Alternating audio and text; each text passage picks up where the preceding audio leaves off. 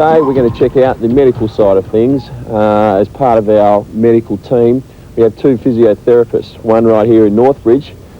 He's just sort of keeps us going, keeps the axles greased, the legs in shape, that sort of thing. So let's go and have a talk to him. This here is Rob Baker, one of our team physiotherapists, working on my friend Adam Keefe from the Atlanta Hawks. Adam's got a bit of a sore shoulder right now, and I think Rob's using a machine called an interferential. Big words, but I think it's basically a bit of electricity running through his shoulders.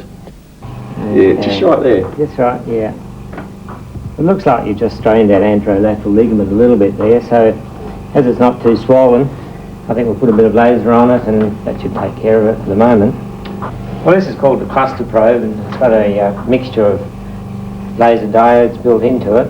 And by placing it over the area of the ligament where it's damaged, and we put it on for about 4 or 5 minutes, this helps to speed up the healing process, reduces swelling, makes it feel more comfortable. Well, that's enough of that. If you're wondering what I'm doing with these dark glasses on, it's not because I'm Ray Charles. It's because the laser emits a certain amount of infrared light that can't be seen with the human eye, and to protect the eyes, we've got to use protective eyewear. Now, Rob, I also jammed my knee in the game. Can you have a quick look at that for me too? Sure. Whereabouts you feel it, Drew? Just a little bit around the back here. It just feels a bit sort of wobbly at the moment, that's all. Okay. Just around the back here? Yeah. Okay. Well, we'll move it around a bit. You tell me if you feel any pain when we do. Okay. If I force it into extension there, is that all right? Yeah, that's cool. And right up. Flex it right up. Yep, that's all right too. Oh, seems to move pretty well. Just check those ligaments. It's pretty rigid to me. Solid as a rock. Yeah, I think you probably just jammed a little bit. That should settle down. Okay, now seeing as that's my right knee, you got the right one, baby. Okay, Rob, thanks very much for your help. Okay, If I guess if I don't listen to Rob, I'm going to end up like this. I'm Andrew Blahoff for Cat on the Prowl. Oh, Jeff, man, what?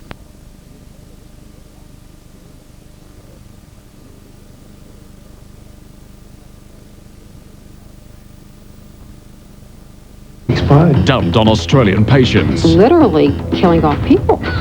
This is about as far off the beaten track as you can get. Contain promotions, statements and competitions which may not be relevant or reflect the intentions of Golden West Television.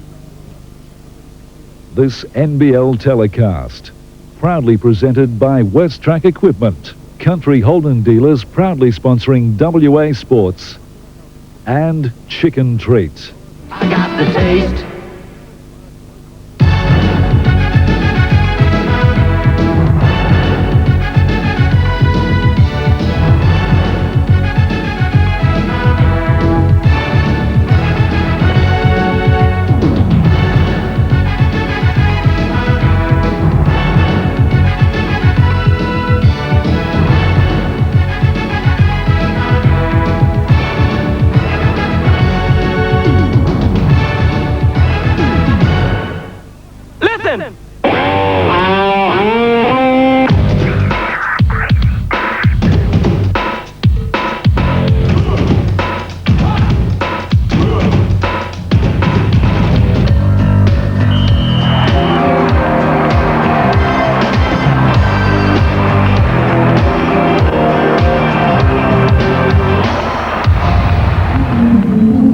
Good evening and welcome to the Newcastle Entertainment Centre. It's Mitsubishi Challenge NBL action tonight. A great game ahead of us. It's the top of the table Perth Wildcats against the local hopes, the Foster's Newcastle Falcons. A very, very big crowd in. In fact, Terry Allen, we might even see the record fall tonight. Well, they should break it because both teams have been on top of the ladder at different stages this season. And don't forget, the Falcons are the only team to beat the Wildcats at home. And they did that by establishing a 20-point lead at half-time. Can they do it tonight? I tell you something else, the Wildcats are in for a long night because since that night, the Falcons have gone on to lead the NBL in field goal percentage. It's a good night. Absolutely, and we're delighted to have with us from Perth John Gardner, a dual Olympian, and I guess a bit of a Port supporter. Well, certainly you saw them last night down in Geelong, and they were pretty impressive. I sure did, Greg, and it was a great game. And if you look at the Wildcats' performance last night, they scored a lot of points in a game that was full of running, and that running could well play against them tonight. Even though Geelong shot very well, the Wildcats could never relax, and they had to use their roster for most of the game. All right, well, let's take a look at the roster for the Newcastle Falcons this evening. It's Everett Stevens and Al Green in the backcourt. Mike Johnson doing a good job all over. Terry Dozier and Grant Kruger. Paul Kuiper could be the big factor. Sean Dennis will shoot from outside if he gets the chance. Marty McLean, Jason Joins, Peter Harvey, and they're coached by Tom Wiseman. Well, if you look at the Wildcats lineup, the one that has taken them to the head of the NBL ladder, Trevor Torrance at off guard, Ricky Grace running the game, Andrew Vlahoff, who had a magnificent game last night, MVP proportions, Scott Fisher and James Crawford. All of those players got over 20, ably supported by Eric Watterson, who was 100% from the field last night. Chris Carroll got 11. Catalini didn't see a lot of time. Steve Davis a cameo role, and Jamie Baker makes up the roster, and Adrian Hurley must be very pleased with his road record. Yes, and there's the scene here from the Newcastle Entertainment Centre. There's great excitement around the arena here because it's a long time since the Newcastle Falcons have been up challenging for a top 4 berth. They did very well early last year, but injuries hurt them hard. This time, though, they look a lot better, don't they, Terry Allen? We've been watching them, and they've been travelling pretty sweetly. They're a different team this year, I can tell you. Maybe not on their roster, but certainly the way they play and the way they perform. Have a look at this guy, Terry Dozier. What a player. Try out with the New York Knicks in the off-season. They asked him to put a little bit of upper body weight on before the season, and they'll give him another go. And they got close to the playoffs too. As we get ready for the national anthem here at the Newcastle Entertainment Centre.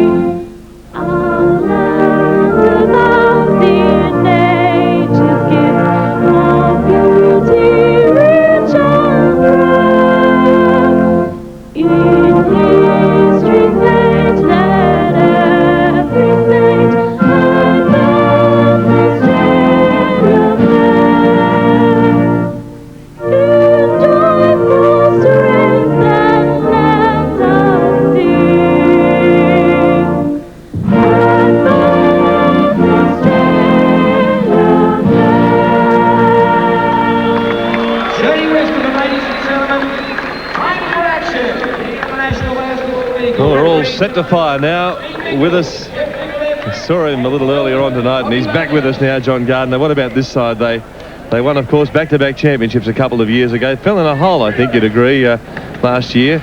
But sure, they look to be back.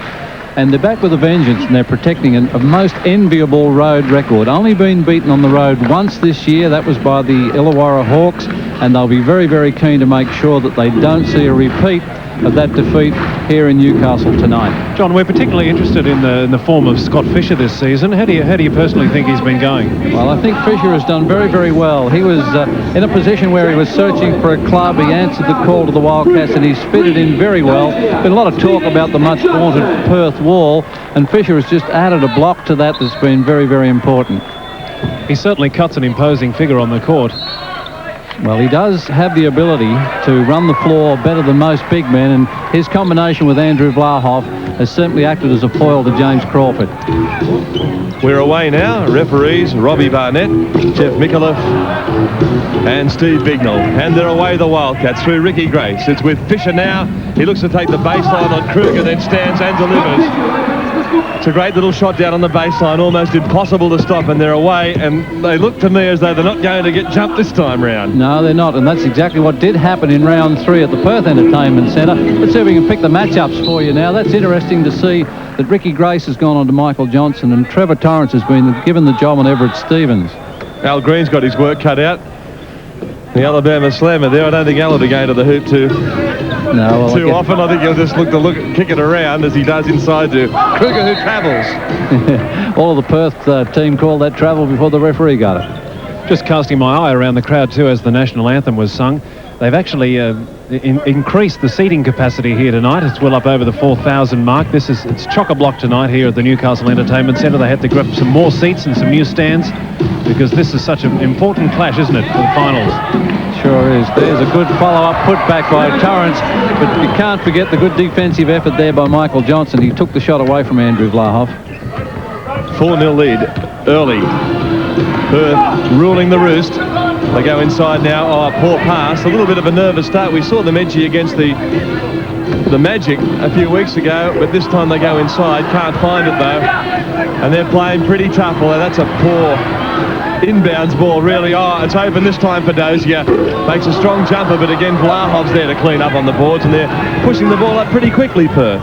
Well, that's what they like to do, is run the ball down on the transition, get the ball down there first before the defence is set. Interesting, Greg, the Falcons a little bit tentative. They may be paying the price for that bye last week. Haven't played for 2 weeks. Yes, talking to the coaching staff, they don't like it much either, taking that break. And again, it's tough defence here from Perth. Well, that's what you'd expect. It's uncompromising. Both of these clubs are professional outfits. Big crowd here tonight. The Falcons will want to perform.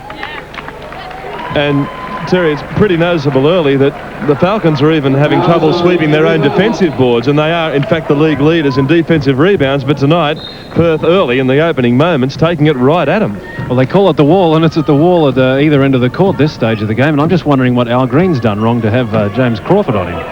It's a terrible matchup for Al, isn't it? Look, there he is. Poor old Al, he never gets a break, does he? What a competitor. Oh, that's an air ball from Everett Stevens. I'll put that one down for the Christmas tape, I think. I don't think I've ever seen that before. He's complaining to the referee as though there was some interference. Terry Dozier. That was a strong move to the basket against Vlahov. 4 plays 2. 9.5 minutes before first quarter's expired, and both teams really feeling each other out at the moment. Stevens on Grace out there. Al Green's matched up with Torrance. Michael Johnson's been given the job on Vlahoff. Kruger on Fisher.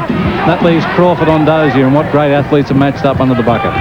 Well, the successful ploy from the Falcons when they did get the jump and get away was to use his own, and I think we'll see a fair bit of that. Mike Johnson from way out in the car park doesn't go. They fight hard inside. Could have been a charge, and it's been called by Steve Bignell against Terry Dozier. Tom Wisman's not happy with it. He's remonstrating on the sideline. Bignell was in a good position to see the forward contact. Vlahoff certainly put in a nomination for the Oscars at the same time, but he came up with the reward. This year so far, the Perth Wildcats have been scoring just over 97 points. Newcastle just over 98. But it's in defence that Perth has got to the top of the ladder, only conceding 91 as opposed to Newcastle's 94. It really is their trademark, isn't it? Their wall defence, John. There's Terry. There's no doubt that they've built this charge this year on defence, and they're very, very happy with that. Well, you wouldn't have thought that last night when they gave up 112 points against Geelong, but that was an extraordinary game shooting-wise. But I think this will be a pretty dour affair. I think they've made this something personal too, Perth. We've been watching games here for the last few years, and they've gone out to intimidate the Falcons early. They're just using all their power and brawn to try to get on top early. It's a little bit rugby league-esque, really. They're out there to really do a job on these guys, and it's one of the toughest starts we've seen. Here's Dozier. There's going to be plenty of contact, there's no doubt about that. The Wildcats were intimidated by the Falcons in round 3, so they'll want to reverse that. There's a lot of psychology out there being answered. Well, Terry Dozier having absolutely no trouble scoring then. Admittedly, it was a classic shot, but really not really bothered by the defence on that stage. I just wonder whether the matchup's a little bit lopsided there. Well, I think the matchups have been forced by the Perth's initiation. I'm most interested to see Torrance on Stevens, because Stevens got much the better of Grace in that sort of matchup earlier in the year. Here's Stevens in clear space, but he can't make it. Torrance is a big man, and he's just sort of hanging around there with an element of intimidation, and this time it's a carry of the ball. Travel, actually. Yeah, I think it was quite a good call too by Steve Bignell. And the Wildcats through Ricky Grace had just run away with it. I think they were running before they bounced it. But they're having a bit of trouble taking the ball cleanly, aren't they, the Wildcats at this early stage of the game? Well, Stevens, as soon as he threw the head fake and shifted Torrance, Torrance left his his feet, he got in the air and he was in trouble then. And of course there's a three-point play. Let's see if we can pick it up for you here in replay, Terry. That's a great little fake he throws to get Torrance in the air. Well, he had three guys that could have fouled him then, didn't he?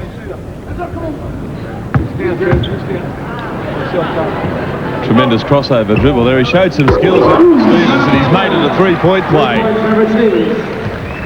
Little extended defence here, a 1-2-2 full court. They'll probably go back into a zone after this. I know most of the coaches would probably prefer to be playing a couple of games every weekend, actually, as strange as it may sound, but are the Perth Wildcats the sort of team to tire late in a game after having played the night before, as they are? Well, it was a tough game last night, and they had to run for a long time. Of course, they didn't get into Newcastle until after 2 this afternoon, and, you know, they will build up, but I think in the third or fourth quarter you'll have that question answered. Well, it's 11 points to 7, and Perth out in front early in this game. They look down low. Blahov goes baseline. He's strong. But they were there to meet in the Falcons, and Dozier cleans up. It comes down through Everett Stevens. Takes it outside Johnson. Hit 5 out of 6 last time they played, and that's 1 out of 1 tonight. Well, 10 plays 11, almost halfway through the first quarter. Anybody's game. Both clubs settling down now.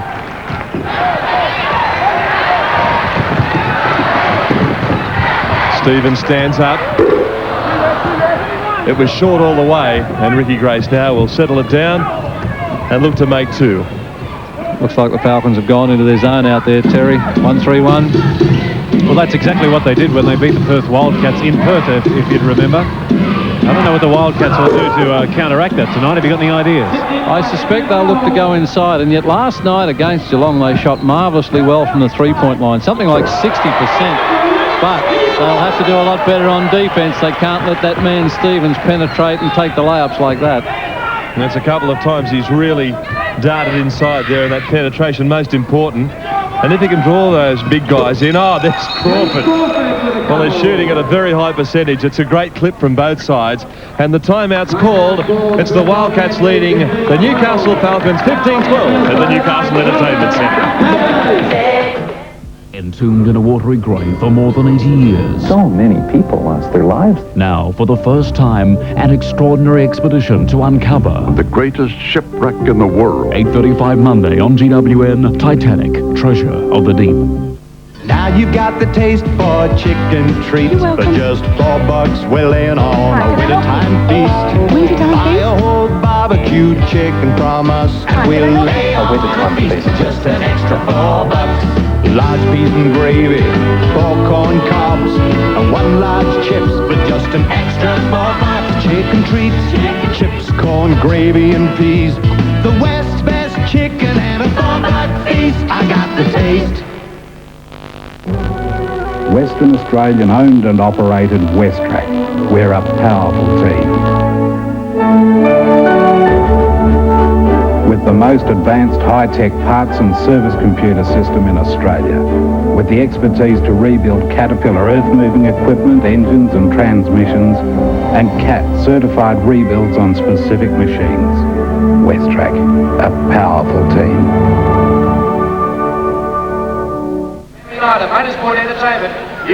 Newcastle coach Tom Wisman using the timeout he hopes to effect. Man-to-man early from the Falcons, and then back into a bit of a match-up zone, and a little bit of extended defence too to put some pressure on Perth as they bring the ball up the floor. I don't think Tom can expect to get away to that lead he got away in Perth. In fact, in the third quarter they were 27 points up there at one stage. Well, they ran very, very well out of the zone. And of course, as always, if it works, they'll stay in it. Greg Kruger just looking around at the referee, and I could see the look on his face. Not a foul, surely. He's leading the NBL in fouls, actually. He gets something like 4.9 per game. Every time the whistle goes, I'm sure even if he's nowhere near the ball, he still looks to see if it was on him. Here's this 1-3-1 zone defence now, and that time they answer it pretty sweetly. Torrance for 3, it's 18-12. They're just trying to lock up those lanes, stop the passing lane and slow the Wildcats down, but that's the way to reply to that. Yeah, Torrance was fairly quiet offensively last night with only 2 points. That's a good start for him. He's now getting Al Green to work on him, posting up. He was caught behind. Green pinned him, and of course Torrance had no choice but to try and get in front. Strong work from Al Green. Draws the foul. Now Kruger with the ball on the side. And that's a big defensive wall there. The Falcons are really working double time just to get it away. And there's a magnificent finger roll. Almost had eyes on it as James Crawford was in the front of him. He can sure climb. Everett Stevens. They don't dare foul him either when he's shooting, do they? No. Pay the penalty for that. They let him go. They're hitting from outside tonight, Perth. Ricky Grace knocks it down. 21-14, Perth out in front. Quick transition, Terry Dozier, the jumper. Can't make it, and Fisher. Right, yeah, they're not afraid to take the first shot on the transition. Dozier takes it, Stevens takes it. It's an all or nothing type of shot because down at the other end, they've got to play defence a little more. Oh, Kruger cops one for his trouble. Gets down low on Fisher on the baseline. Dozier, quick hands. Good quick hands on the baseline of that zone. Andrew Vlahoff trying to find Ricky Grace on the left-hand corner. And shooting very sweetly from outside, Perth, at this early stage of the game. They shoot at about a 37-38% clip from outside, from three-point territory. If they can just lift that a little tonight, that'll stand them in good stead. The foul goes against Andrew Vlahoff in the offense, pushing. This is a strong, aggressive young man. And, of course, there's plenty of contact underneath there. And why wouldn't there be with Kruger, Vlahoff, Dozier, Crawford, Fisher? There's a lot of big bodies out there, Terry. They certainly are. They're not just tall either. They're very thick. They obviously spend a lot of time in the gym. Alone, mate, calling him a thick's a bit tough. Now, you put that emphasis on it. I didn't say that. See if the Wildcats can push it down the floor. Falcons have recouped. Standing up, Fisher with a pump fake. They're all into the act there. Boy, there's some contact. Oh, and there's some aggro. Robbie Barnett, what will happen? Could be a tech foul. No, game delay. Delay of game. I thought he was going to send them both off there for a minute away. Look, but he settled for a delay of game. Good on you, Robbie. It's all upright. Blew the whistle and wasn't quite sure what he'd call, and then Vlahoff wanted to go on with it just a little bit, and everybody cooled down. Oh, it's very, very willing out there. It's tough, and I think the Falcons are coming off second best in the physical exchanges. Kruger, though, tries to get it back out to Johnson. Needs another soft shot. Won't go. Dozier can't do it, but big play that time inside Kruger. Oh, it's tough. He pulls them away. It finds a lane for Johnson, but again, this Wildcats, it's tough. There was some tremendous rebounding and second efforts in there. Kruger got 2 shots up. They got to it second time, and now they've cuffed the ball up the Wildcats as Johnson puts it off the glass. You wouldn't believe it. Tom Wisman went to the bench and asked for a timeout as the Wildcats stole that ball. As we call a travel there, Vlahoff not very happy about that one either. He's not getting the calls his way. Getting back to Tom Wisman as soon as Al Green intercepted the ball. He's shaking his hands. No timeout, no timeout. Oh, they've gone to sleep a little here, Perth, and a travel from Al Green. You've got to put this down to the pressure of the game. These players are professional. They've been at it for a long time. Far too many silly little errors there. I think, the last 3 times down the floor, they've copped the ball up each time, both clubs. The guards swapped for the Perth Wildcats. Ricky Grace is out, and Eric Watterson in number 4 comes on. That's him with the ball at the moment. Watterson being rewarded for an excellent game last night against Geelong. Came on and really shot very well. Good defence. Brad Kruger forced the travel. This is a record. We're nearly at the end of the first quarter and no fouls on Grant Kruger, and he's getting amongst it too. Good on him. Not putting the mockers on him, are you, Terry? Give him credit where credit's due. We like to see records being broken, and this is one for him. Tell you what, he'll go home and watch the replay after that, Grant. It's with Al Green outside. Fisher, though, comes to him swiftly. Inside, Kruger again. Does it at both ends, but they're just not dropping for the Falcons. 23-16, it's Perth. And Fisher on the boil. Gets it inside. Great pass, and what a cut and drive that time from Vlahoff. That's where the Wildcats can hurt you. A lot of people don't think the Wildcats pass break terribly well, but on the transition, after a point is scored against them, they get the ball down the floor very, very quickly. Well, it's 25-16, and if the Falcons aren't careful, they'll be looking at a 10-point deficit or even more towards the end of this quarter. They've just got to pull it back slightly. They haven't been playing 10 points worse than the Wildcats, I wouldn't think. Oh, it goes in. Maybe things are changing.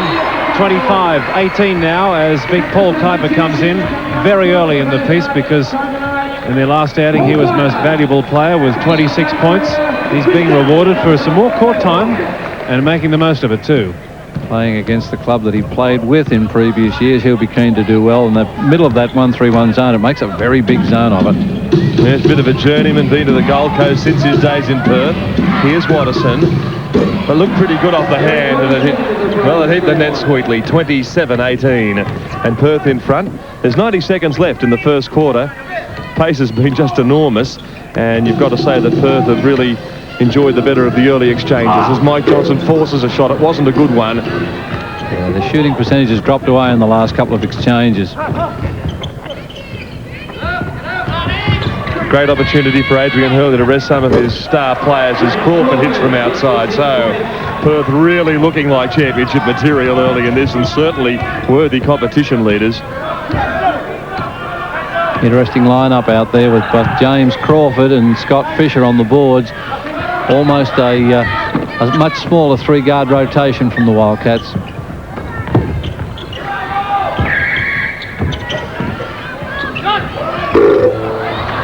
That one dropped short from Paul Kuiper.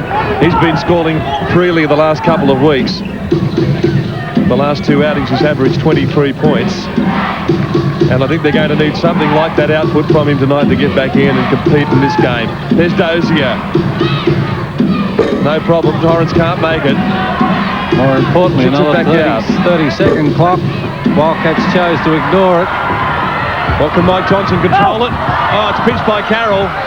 Clever play, but he's back again, Mike Johnson. An important basket there, Terry, for the Falcons. They needed to come back with underneath that magic two-figure mark there, just being led by 9 by the Perth Wildcats, and the clock's running down to the end of quarter time. Only 10 seconds left now in the quarter. And Watterson, or Watto, as is printed on his singlet, just taking his time. Last shot, a bit flat there from Scott Fisher. And perhaps with... No, it's gone. Al Green just not looking at the clock. So there you are at quarter time here at the Newcastle Entertainment Centre. The Perth Wildcats up and away. 29 over the Newcastle Falcons 20. On 60 Minutes, Jeff Bannock. This is my final interview. His career. It's over. His future, his agony. I think it hurts me more than it hurts my opponent. The World Champ talks exclusively. So how much is Jeff Fennick worth? With medical reporter Dr. Caroline West. I love you all. Also, Aussies in Hollywood. I love being from Australia. Hiding their accents. I'll talk like this. And cracking the big time. Show me your Aussie accent. So what do you want me to say, mate? And they go, unbelievable. Mitsubishi presents 60 Minutes, Sunday. If you've ever shared a needle with anyone at all over the past 12 months, you may have been exposed to the hepatitis C virus. Testing is free and completely confidential when you call 008-621-033. We don't even need to know your name. The longer you leave it, the greater the risk to you and the people you care about. Take home the magic of Walt Disney Pictures' Aladdin. This is no time to panic!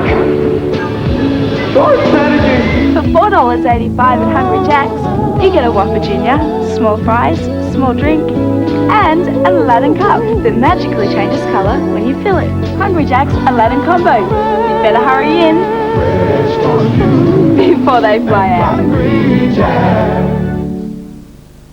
Last year, Australia's most awarded four-wheel drive, the Holden Jackaroo, would have cost you around $35,000. But in a matter of weeks, these same Jackaroo V6s will cost you around $43,000.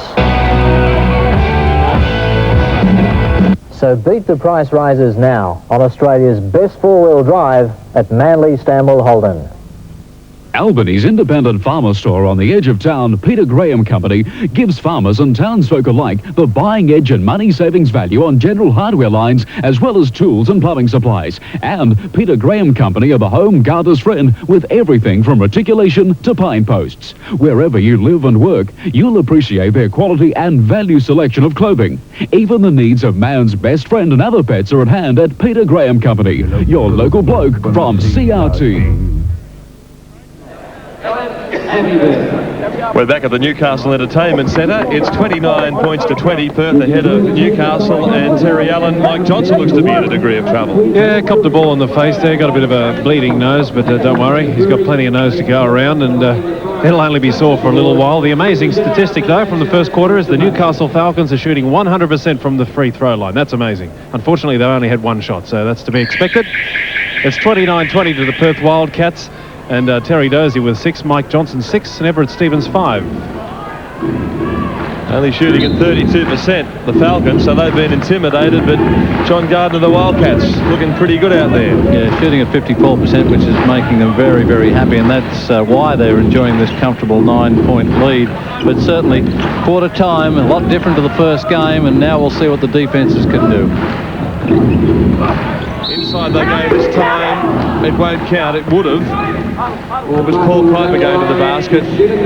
Foul goes against number 30, Scott Fisher, and it'll send Kuiper to the line for a couple. And they need to knock down everything too. We can't quite tell there when the ref blew the whistle, but I thought it was very early in the piece, so Paul Kuiper lucky really be having a couple of shots, but he was in the process of turning and shooting, I guess. Well, Paul Kuiper not been the best foul shooter. 44% from the foul line so far this year, only 52% last year.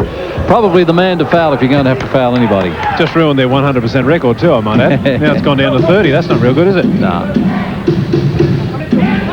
Still 29-20 though here at the Newcastle Entertainment Centre. Oh, quick hands from Perth. They're a good side. Good ball movement there. Found Carroll, and of course that's the responsibility when you found like that was with a great shot. Carroll's playing very, very well. Played well last night. Given the job on Al Green. And he'll hit that outside shot fairly regularly too for the Wildcats. Inside they go. Dozy at this time. Nice little pick and roll. Yeah. If they can execute the basics, they can stay with Perth. Outside again with Carroll down low. Fisher shoots. And they're hitting from everywhere.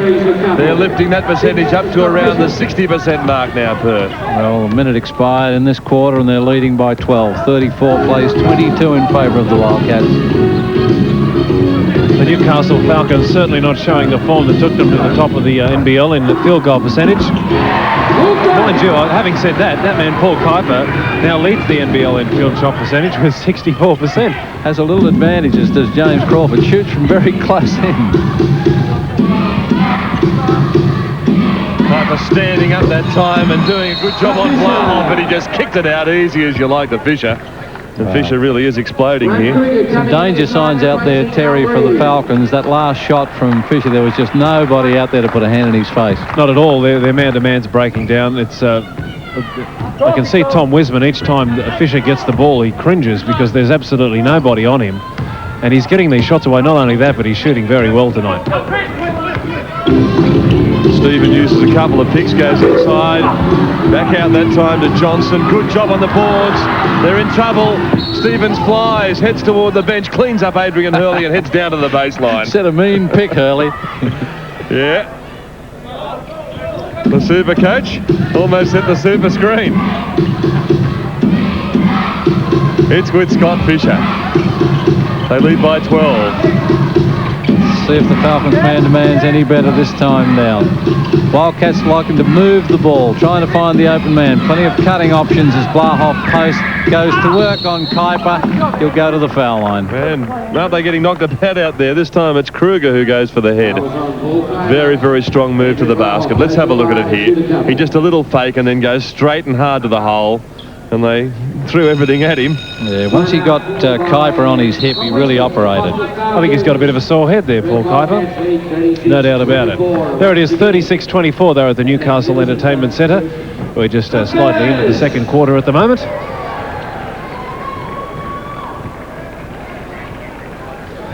Perth Wildcats in the huddle there. Adrian Hurley will be pretty happy with the way they're going. 36-24 still. And they seem to be doing it fairly easily too. I mean, the game doesn't seem to be running away from the Newcastle Falcons on the court, but on the scoreboard, they're just not in it, are they? The Wildcats have a habit of just pegging away and chipping at the offensive end, 36 to 24. They'd be happy that the Falcons have only scored 4 points since quarter time. They've been able to put on 7, but you're quite right. They're very methodical in their build-up, and they're nailing the shot, shooting at a much better clip than the Falcons. And of course, after this timeout, we'll see what the coaches come up with. Hurley will be fairly happy, I'd imagine, Greg. Oh, absolutely. I think they're playing with great intensity, Perth, and that's what's holding up Newcastle. All the teams that have come here so far this year have been beatable, but in this sort of form, I really don't know if the Falcons can dig their way out of this. It's up to Perth now just to hold the line and continue with this enormous intensity. They're throwing everything at them, and you can just see Mike Johnson's got the bloodied nose, and Kruger, as tough as tea, gets belted out of the way by the big man Vlahov. So they're doing it a little tough here, and they've got to find something inside and go and match them. They have. I'm a little bit surprised that the tempo of the Falcons is as slow as it is. After a hard game last night and a road trip, I would have thought that maybe the Falcons would run the ball a little bit more at the Wildcats. Absolutely, and perhaps they're not as fluid because they didn't play last week, and they just tend to drop off a little. Yeah, just in form around the court, just that. It's a finesse game, isn't it? Yep. Well, they've got to score, there's no doubt about it. You might remember the game in Perth when the Falcons beat them. The 6 players got into double figures. You can't allow just Everett Stevens and Terry Dozier to be doing all the scoring. Not against a team like this. Everybody has to score. That means Paul Kuiper and Mike Johnson. They have to get up and score into double figures. 8 points for Andrew Vlahov. Quite a gap now. 38 plays, 24 at the Newcastle Entertainment Centre. And the Perth Wildcats bearing teeth, claws and everything else they can throw at the Falcons at this early stage. There is a long way to go. Interesting now to see just what Wisman can do offensively. That's going to help, but once more, Carroll got a hand to the ball. Referees let it go. Whilst the Falcons are coming down trying to build on this little 24-point situation at the other end, they're picking the ball out of the bottom of the net. You know, that's 3 in a row now from that exact same spot. Scott Fisher just clenching his fist in triumph. Nobody is stopping him shooting. He'll do this all night if we're not careful. Little jump hook by Kruger. Had Carroll on his hip, rolled across the top, and that's the first score they've had for the last 3 minutes. So Dozier is down there now, although they're playing this zone. You see, Scott Fisher there, Dozier was on Scott Fisher until the ball was given to him, then Dozier shrunk back into the zone. You see, Dozier's a little bit out of position at the moment. There's Scott Fisher all the way down there. And Dozier really is on nobody. He has this problem. He must be under the bucket to get those defensive rebounds. Well, there's the transition. So it worked that time for them. They managed to throw the Wildcats off the scent. And here they come again. But I think they've got to, as you say, Terry, really switch. And when a man comes into your pocket of the court, you just got to go get him. Yes, if you have a look at Dozier, he is kind of on Fisher, but then he sort of doesn't know whether to stay with him or go under the bucket. Fisher's running away from him at this stage. 42-28. I think Tom Wisman's just called a timeout. Yes, Newcastle Falcons, I'll go to a timeout. Scratching their heads. 43-28 here at the Newcastle Entertainment Centre. Tony Longhurst leads the giant-killing BMW against Mark Scaife, Richards in the V8. Round 2, Amscar Touring Car Series, Sunday at 3.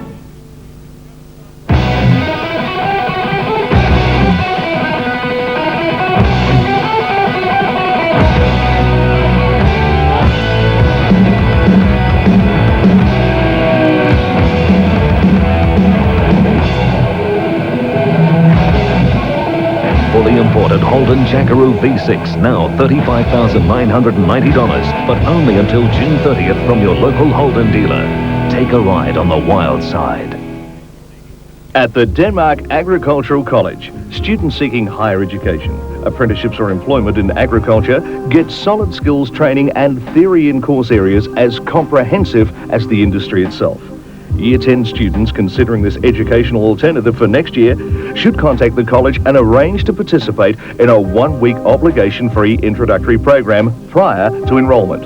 Ring now and put this stamp of success on your future. At the Newcastle Entertainment Centre, 43-28, and Tom Wisman going red in the face here. He has the little clipboard out. And I noticed Terry Dozier asking him what he's supposed to do, whether he's supposed to stay in under the bucket or get out to Fisher. And Wisman's asking him to perhaps leave Fisher alone and let someone else hassle him, but get those defensive rebounds. They're losing the game on the boards at the moment. Yes, the blood pressure looks to be on the rise there with the coach, John. Well, I think Wisman's got every right to be concerned. 43-28. You can't allow a team that is leading the NBL ladder this sort of latitude. I'll be very surprised if he hasn't gone for the doctor and sent the Falcons into a full court posture out there just to change the tempo of the game. Gee, Carroll's being strong, very tough on Al Green, and they come away with it again. Perth Wildcats. Turnover from Everett Stevens.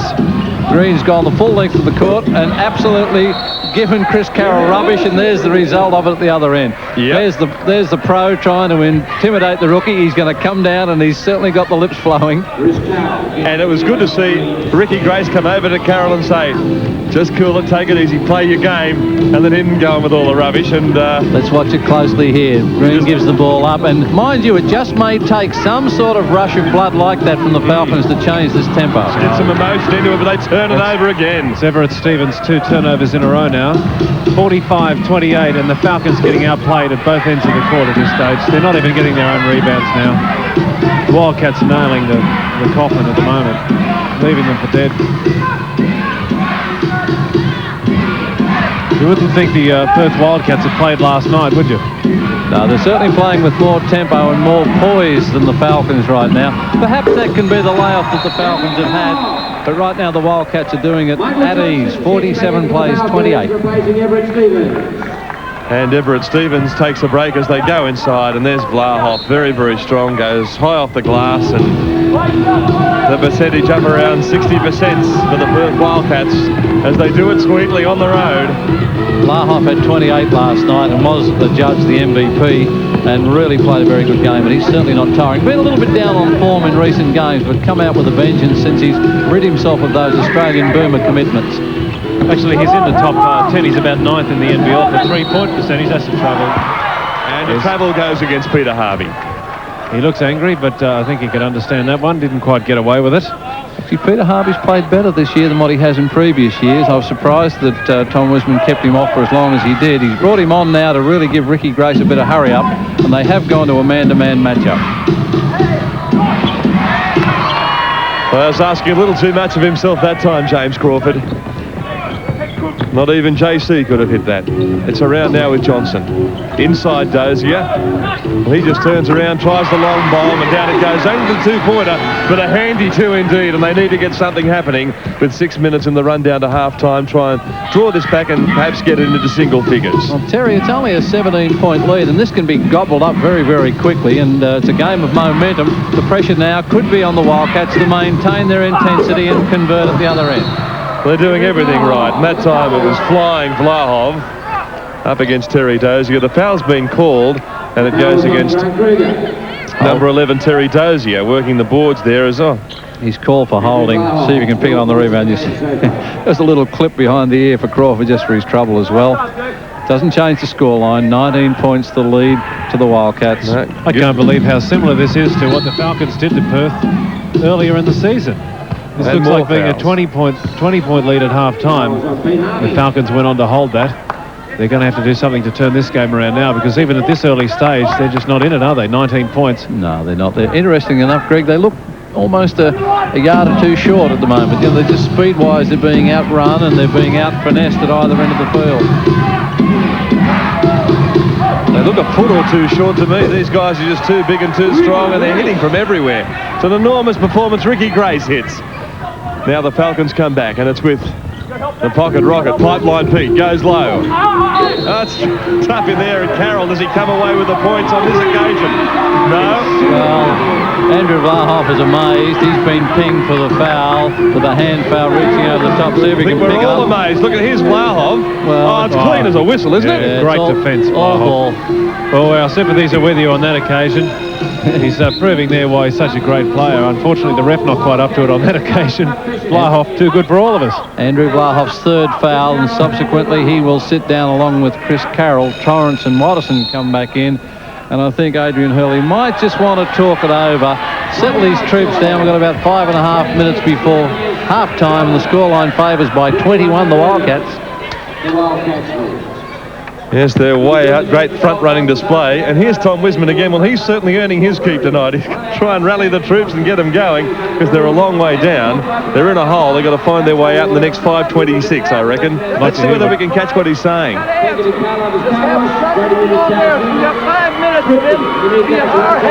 Well, we can't really hear him that well. It's hard. It's almost desperation. We're fairly close to him. His voice got a little croak in it. He'd be very disappointed with this performance out here right now at Amazing Greek.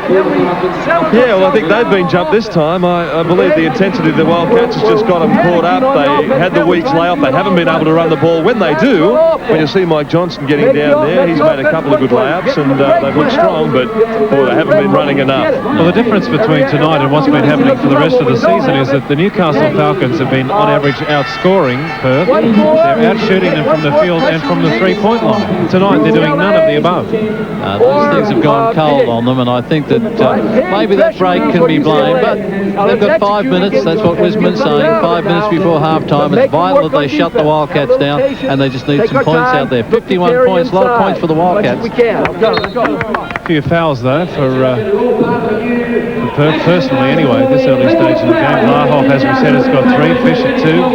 Torrance has 2. No one above 1 personal foul on the Falcons bench.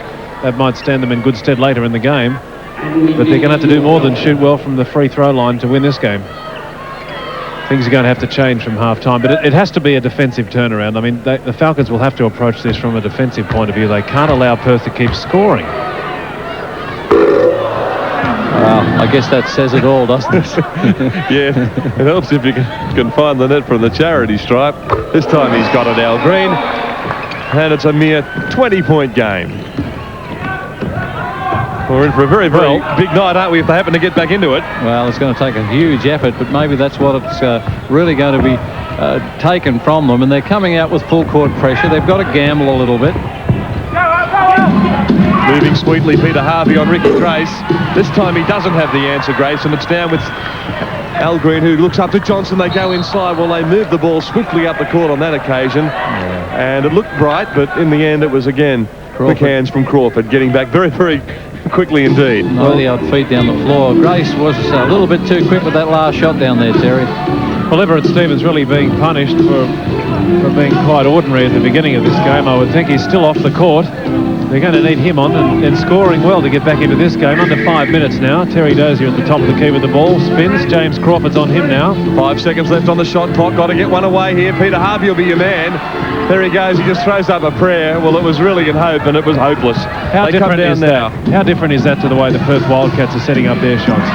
Yes, they go low this time. It's Fisher, turns around, somehow he straightens up, but there's no one there to grab it. It's Harvey.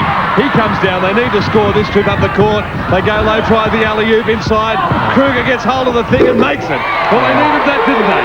Well, there was fumbles everywhere, but they finally came up with the bucket. But really, there's no doubt that they're not playing well.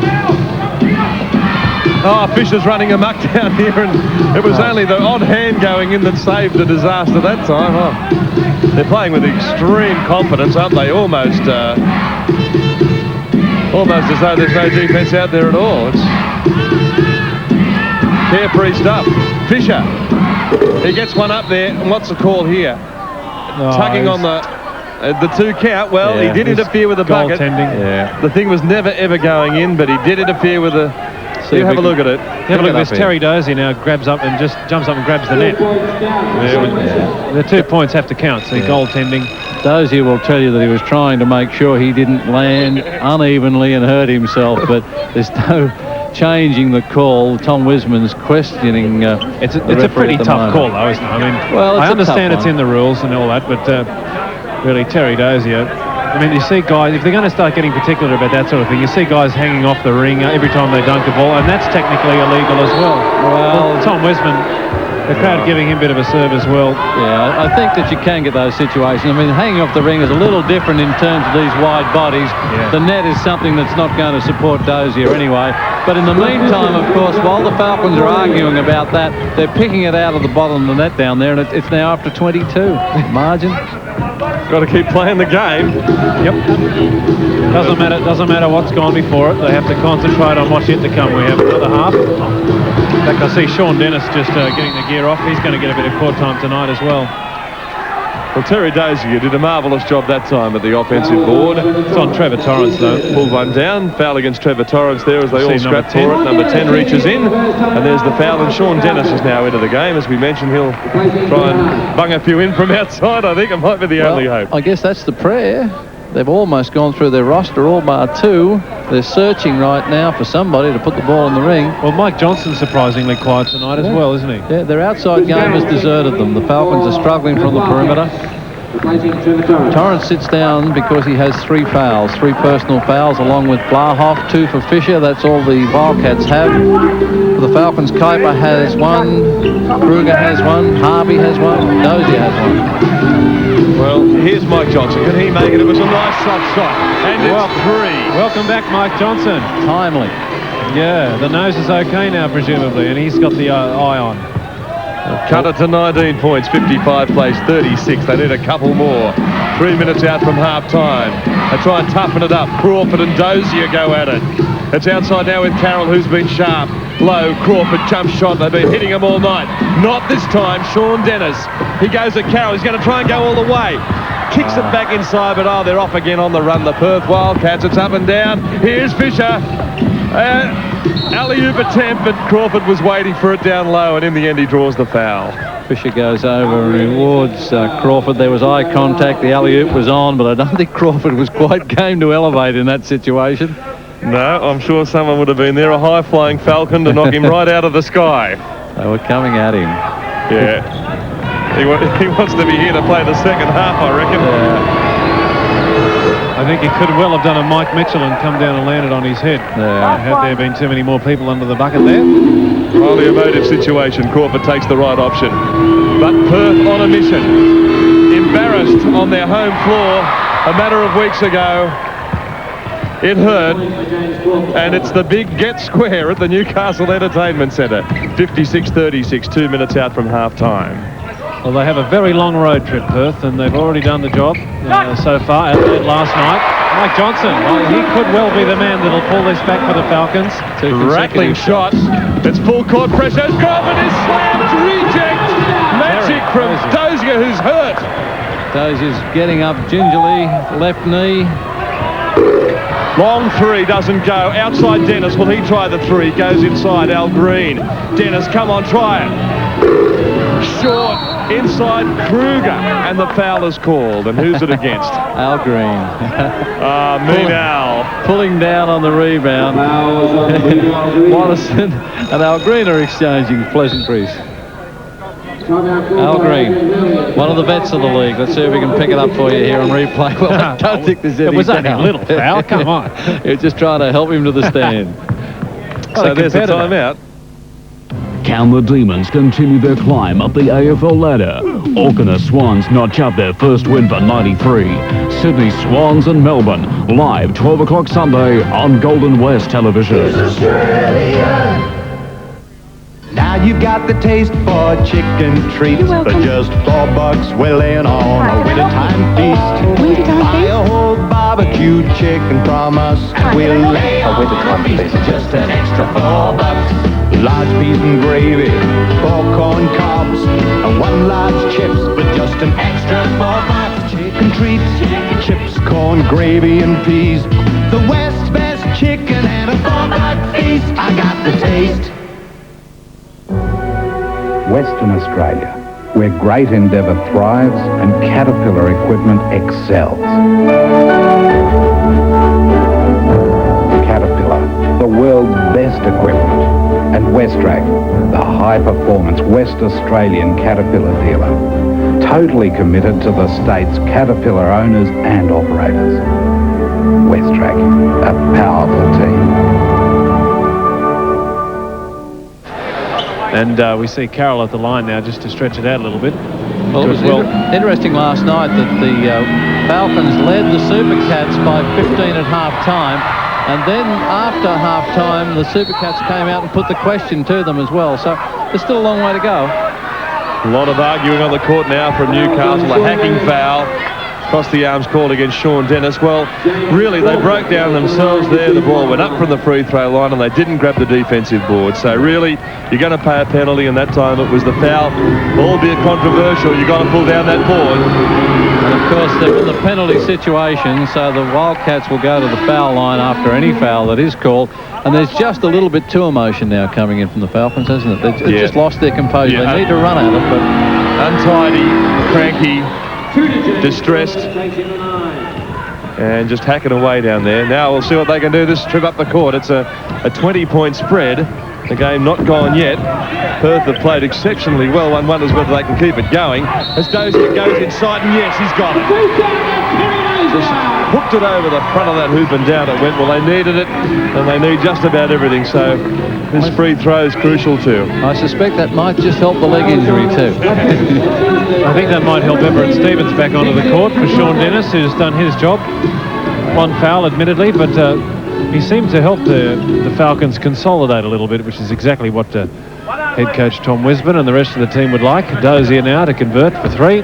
He rode that one home, didn't he, Dozier? He's a great competitor. Here he is on the line. He'll knock that down. Falcons, and he goes straight up too. Falcons are back to their starting five as well, and they're extending their defence. Watterson with Johnson in his face to bring the ball down the floor. Well, they've succeeded in slowing the offence now, running that clock down just a little.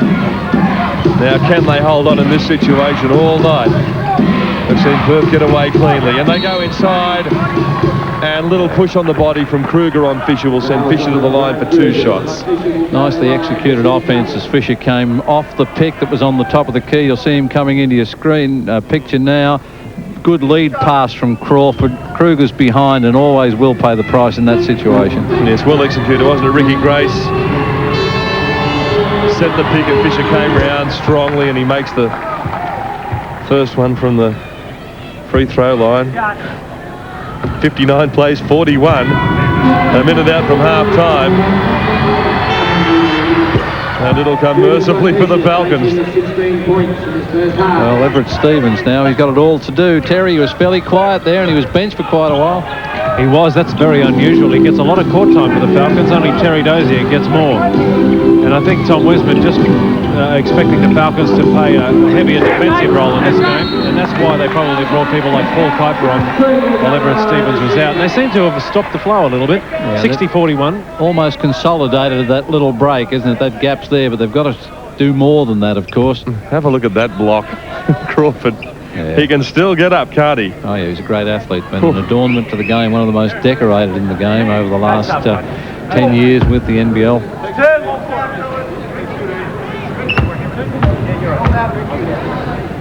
Kruger. Not the greatest foul shooter of all time either, Grant. Grant Kruger certainly is not. Let's see if we can pick it up for you. It's 57% from the foul line. You wouldn't know it. Maybe that's what they need. 100% tonight for Grant. Here's Fisher. He is flowing freely. Down low. Oh, no problem. That's Watterson. Eric Watterson hits for 2. So 19 points remains the spread. 45 seconds out from half time. We'll be looking for this man, Everett Stevens. Be getting a little bit more involved. Terry Dozier just spinning and played away jumper a bit too long. Al Green still hassling. Good defence. I mean, oh, dear me. Deserved a better fate. Yeah. He did everything right. Gee, he scrapped hard for that, but the result was no good. Should be the last possession to the Wildcats now. I'd suggest that Ricky Grace will run the clock down to about 8 seconds, and he'll take Everett Stevens in the middle. You can see how they're keeping the lane clear.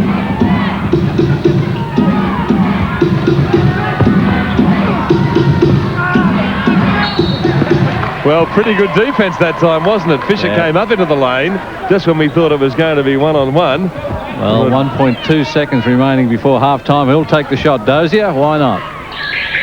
Oh, look. Gave it some hope, didn't he, Terry Dozier? Well, he looks better. He's fit after the big crash to the pine earlier on in the half. And it is indeed half-time from the Newcastle Entertainment Centre, where the Wildcats do it sweetly. They lead 62. The Newcastle Falcons 43.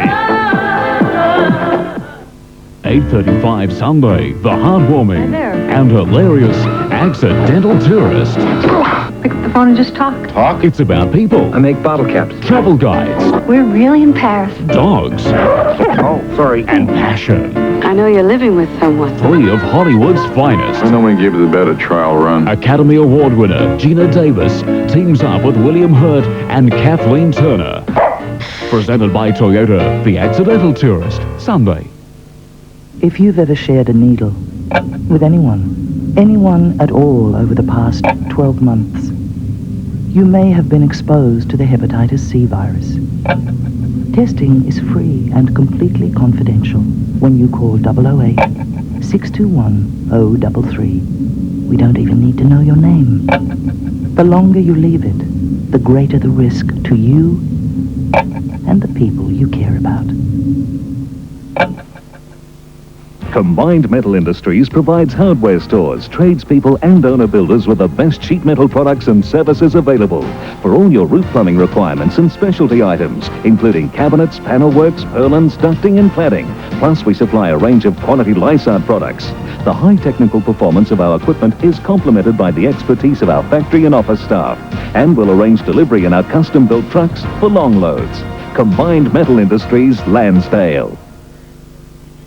For fresh food and warm, friendly service, get into Brunswick Foodland. Backed by the biggest warehouse in WA, Brunswick Foodland now offer more variety at great prices. The modern shopping facilities, easy parking and helpful staff all make sure your shopping is not just a chore. Deli lines are cut while you wait. And now with Dardanup Butchering Company, Brunswick Foodland is your complete one-stop shopping centre. They offer more than competitive prices with that friendly country service. Brunswick Foodland for friendly, fresh food shopping. Southern Sound and Mad Marty Surfwear doing it together. Mad Marty's have got all the happening surf gear of the season. New arrivals regularly with the best labels, best range and definitely the best prices on all surf clothing, ladies wear, kids gear, wetsuits and accessories, along with Southern Sound, Albany's #1 music superstore. Offer the best selection of CDs and cassettes in the Southwest. There's something for everyone, along with accessories galore. So for all surf and sound, head no further than Mad Marty Surfwear and Southern Sound, the ultimate experience. There's the scene from the Newcastle Entertainment Centre. 3 referees out on centre court. The Falcons coming in from the right-hand side of the screen and the Wildcats about to get set for the second half. It's 62-43 and the Wildcats way out in front. And John Gardner's with us from Perth. It's nice of you to come back to the commentary position. The most popular man here on his homecoming. Played in Newcastle for 13 years and, well, they've been seeking out his autograph the way they normally do. Terry Dozier and Everett Stevens tonight. Get out of here. Looking at some of these stats, the Wildcats are certainly enjoying a good statistical game. 25 from 43 from the field, 58%. 7 from 9 from the charity stripe at 78. 8 assists, 2 blocks. And the one that really has helped them, they are shooting at 6 from 8 from the three-point line. 75%. They would be almost delirious about that. Well, not surprisingly, the Newcastle Falcons aren't doing anything like that. Only 41% from the field, 63 from the line. Dozier, though, has 13. Mike Johnson has 12. And, well, the Falcons need to do something to get back into this game. They're down by 19 points at this stage. And this man's largely responsible for that, Scott Fisher. Great first half. And this man is the one that's going to have to come back for the Falcons if they're to win this game. Everett Stevens, they need him to start scoring. Well, they've had a break, Newcastle, and this is their one and only opportunity, I believe, in the first couple of minutes of this half to get right back into it. But Fisher, well, he puts the stops on them immediately, makes 2 on a drive to the basket and gets it out by 21. But the Falcons now, well, it's all or nothing. They've got to throw it in, I think, John, try and get the ball up the floor quickly. It's a whole new ball game. Everyone's cooled down. They've got to come out hot. Well, they're certainly not getting anything from their offense. They're taking the first shot far too early. Wildcats haven't had to play much defense. And, of course, when you're not shooting well, it just coughs the ball up and gives it back to the opposition very, very quickly. On the other end of the floor, Terry, the Wildcats are certainly running the floor well and getting the transition bucket. That was dreadful offense, wasn't it? They just kicked it around. It was a desperation pass every time, and then the Wildcats come down and just knock it in. I mean, I get the impression the Falcons didn't actually know what was going on. I'm sure Tom Wisman had another idea in offence. He's clapping his hands loudly and remonstrating with his players and the referees and everybody who'll listen. Well, good idea. Try something different. It nearly worked. A strong slash cut from Stevens with a return pass. Unfortunately, it just rimmed out. But Wisman's very, very frustrated out there because nothing's going right. And you know, as always happens when the momentum goes against you, the simple things become difficult. I think the Newcastle Falcons need more purpose and offense. There's no doubt about that. They need to know exactly who's taking the shot and which way it's going. At this stage, they're passing it from one to another, thinking, are you going to have a shot? Are you going to have a shot? Yeah. The most disappointing part, I think, is that this is the biggest crowd they've had here in the Newcastle Entertainment Centre. The Falcons are in the 8 for the first time for many, many years, but they're certainly not playing up to that ranking. It's all Perth as they come away with it. Vlahov down low. Torrens misses. Rare. And it's away now with Stevens. So they fill some lanes at 3-on-3. Here's Dozier. Could have been a little travel there, but he gets away with it. Turns around. Comes up short as the last 3 or 4 shots have.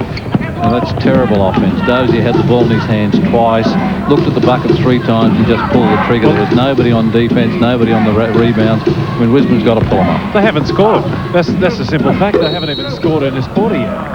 Tom Wisman, I think, will be calling for another timeout in a minute just to settle them down. 68-43. This is becoming embarrassing. Yes, they're inside. They're going easily, finding lanes and ways in there. And that's Andrew Vlahov, very strong. And the foul is called, the timeout's called. It's 68-43 and all Perth. Can the Demons continue their climb up the AFL ladder? Auckland Swans notch up their first win for 93. Sydney Swans and Melbourne, live 12 o'clock Sunday on Golden West Television.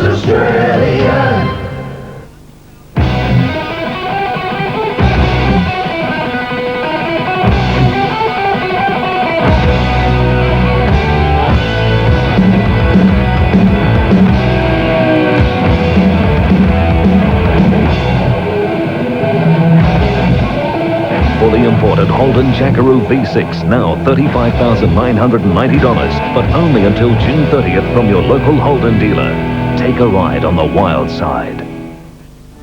Quality Timbers, your WA resource backed company. If you're building or renovating, come to where the tradesmen shop. We'll help you make it. Or recommend a professional. So start with Quality Timbers. You'll get the best and still save. Ought to be one of the quotes of the week. We're 25 up, we're bashing them. Let's play harder. No mercy out there. Well, I don't think it's all over yet. 25 points, fair enough. The Newcastle Falcons aren't playing like the team that we've seen earlier this year. They can come back. Last one.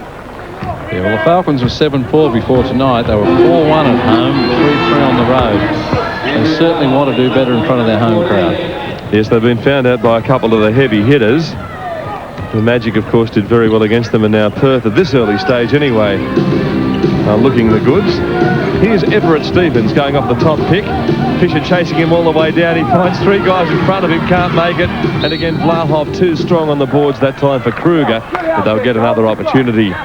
The men in white.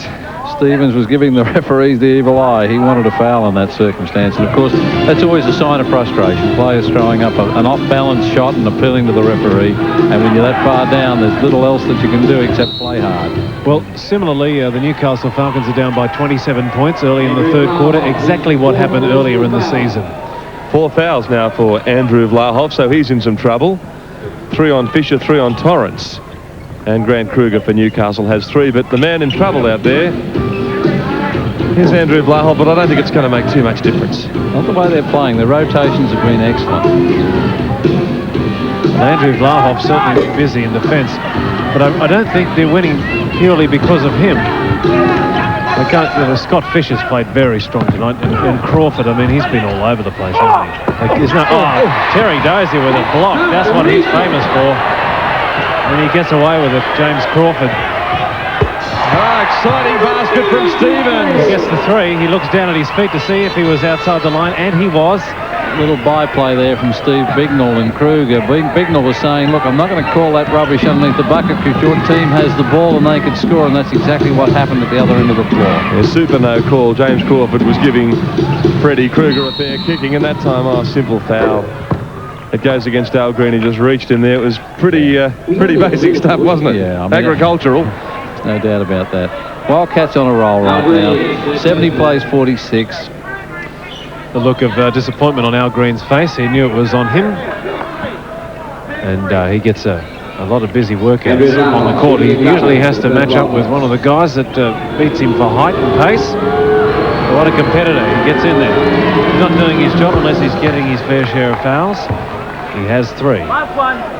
71-46 now here at the Newcastle Entertainment Centre. Andrew Vlaholt just stepping away from the Falcons a little bit. Another couple of points. Makes it that much harder for the Falcons to come back. Really struggled to make any inroads against that half-time lead. Stevens with the ball outside now. Johnson comes round, goes inside to Kruger, who can't even get the ball away to Stevens. And again, the Wildcats wall. It's awesome. He's got to be happy, doesn't he, Adrian Hurley?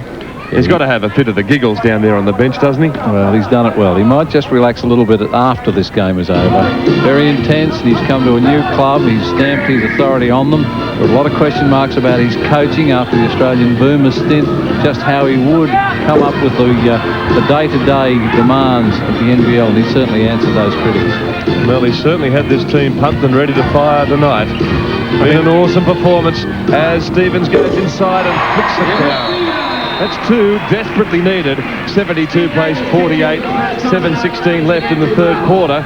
Well, we did sit here one night a couple of years ago, and in 90 seconds we saw the Falcons pull in 12 points against the North Melbourne Giants, and Scott Fisher will remember that well. He's out there now, of course, playing for Perth, so I'd say he's one guy who will play right to the death. Yeah, there's no doubt that this game has got a long way to go. The Wildcats have got command of the game, but it can slip away if they're not careful, if they don't concentrate. That's why Hurley was asking them to play harder, not relax when you've got a lead, play harder.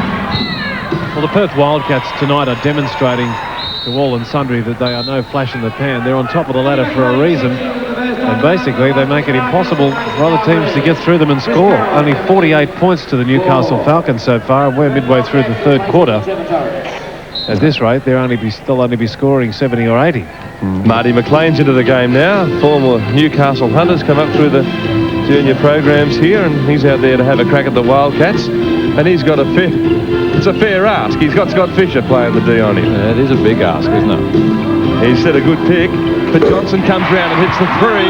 An important 3 keeps the game alive. 72-51, it's a long way back, but that certainly helps. Here's McLean with Carroll.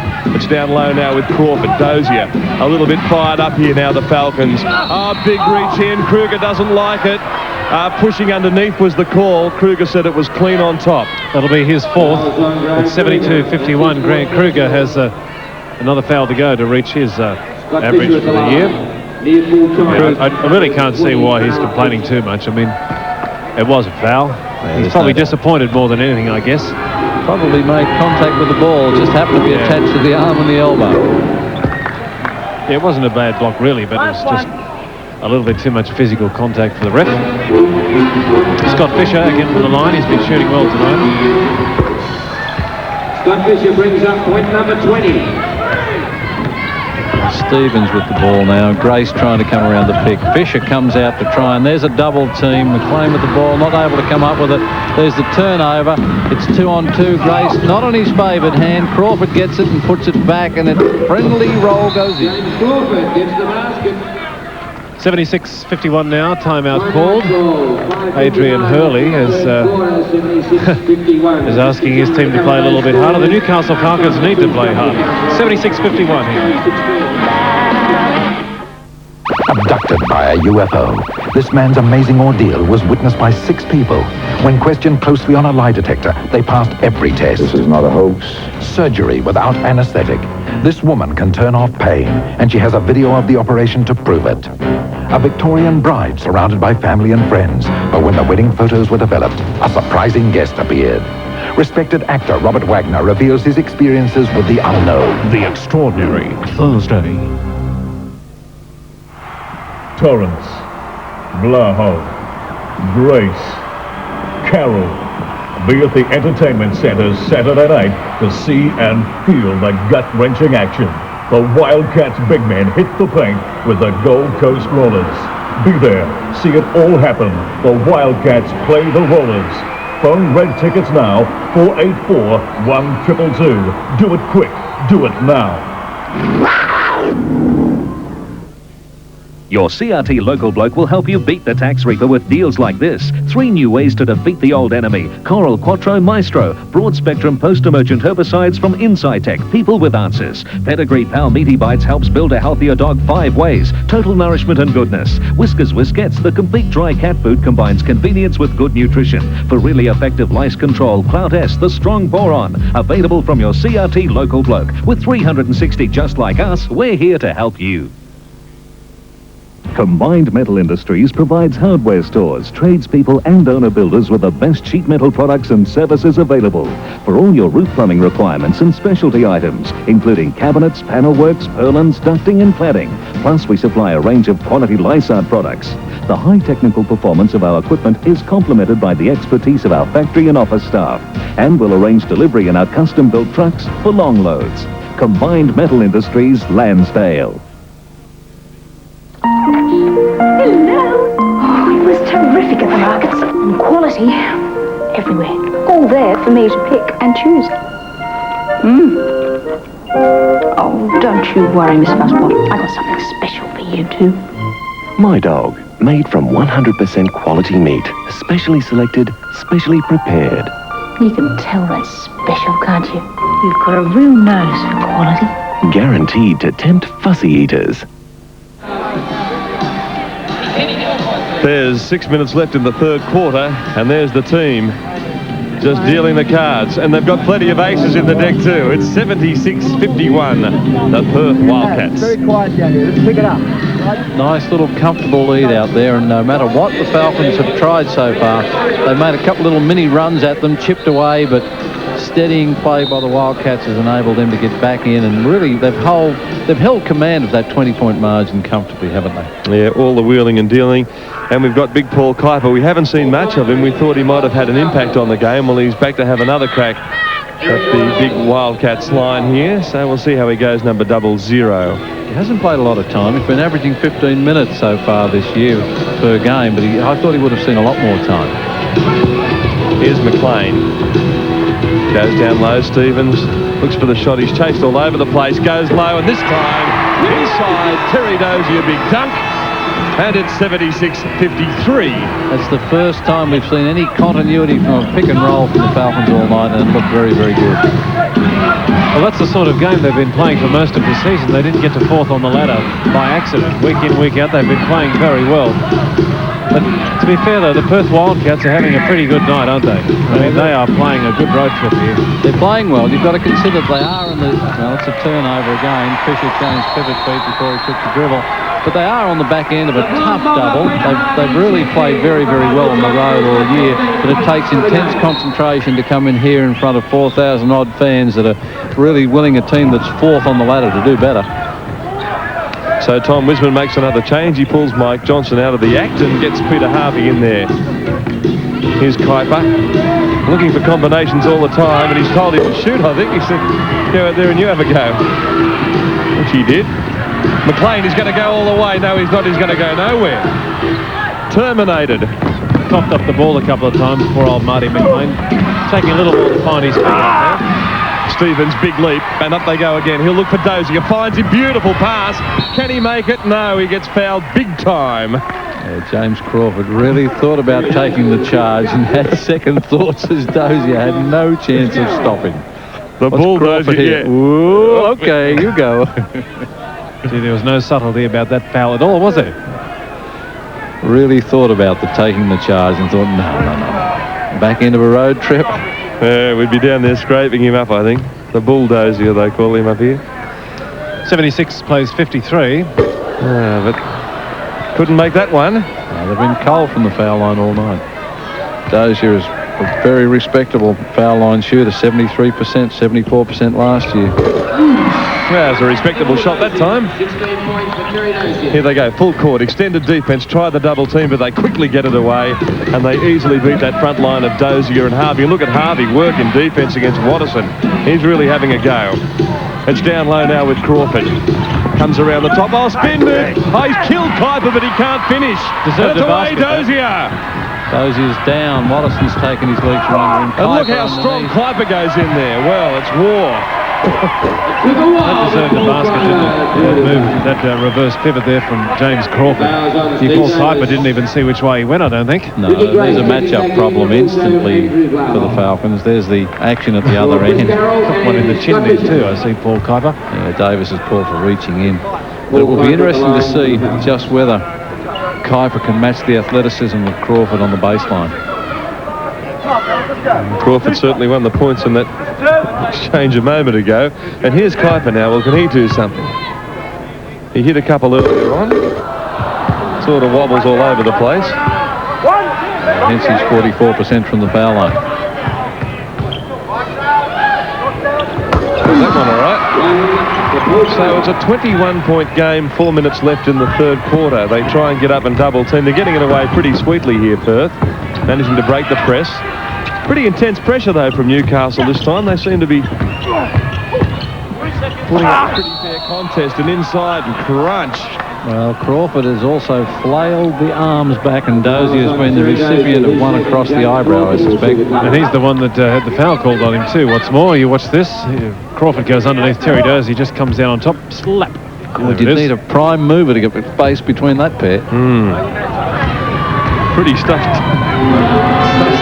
Crawford as he came away, wasn't it? I think there's a lot of determination out there. He's trying to just even the score with Dozier. Dozier's got him with a block early on the fast break, and Crawford has really got up strong and been sandwiched, but he's gone up for the second effort.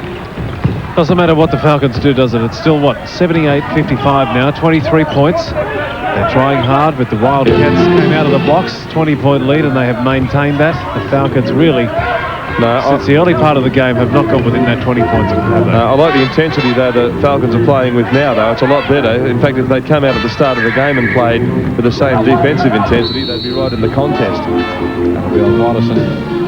Side ball. 78-55.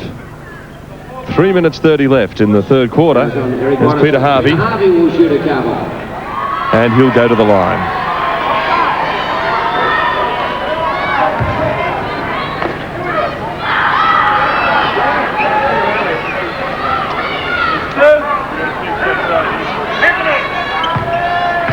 So Harvey hits the first one. He cuts that lead to a mere 22. Interesting passage in the game too. Both teams on 14 fouls in this quarter.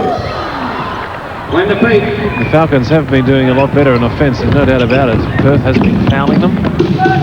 That's over the top. Oh, I think I could have nearly caught that one from where I'm sitting. You were just about catching it too as it came through. So Vlahov, the strong man, points it over the sideline. 78 plays 56 here at the Newcastle. Oh, dear me. Well, he just pushed and shoved. It'll be a charging foul. Yeah, not a he lot slams of finesse. Vlahov to the ground, slams the ball into the bucket and picks up the foul. Just have a look at it here. You just see it in back play, bang, out of the way. A bit of acting too, but fair enough. Paul Kuiper decides to go for the slam as well. Didn't count, unfortunately. At the Newcastle Entertainment Centre, it's 78-56. 8:30 Wednesday. A great story of survival. The true story of 16 men and a 72-day ordeal. To survive in the frozen wilderness, they ate the flesh of those who died. Alive, A Miracle of the Andes, Wednesday on GWM. Now you've got the taste for chicken treats for just $4 we're laying on a wintertime feast. Chicken treats, chips, corn, gravy, and peas. The West's best chicken and a $4 feast. I got the taste.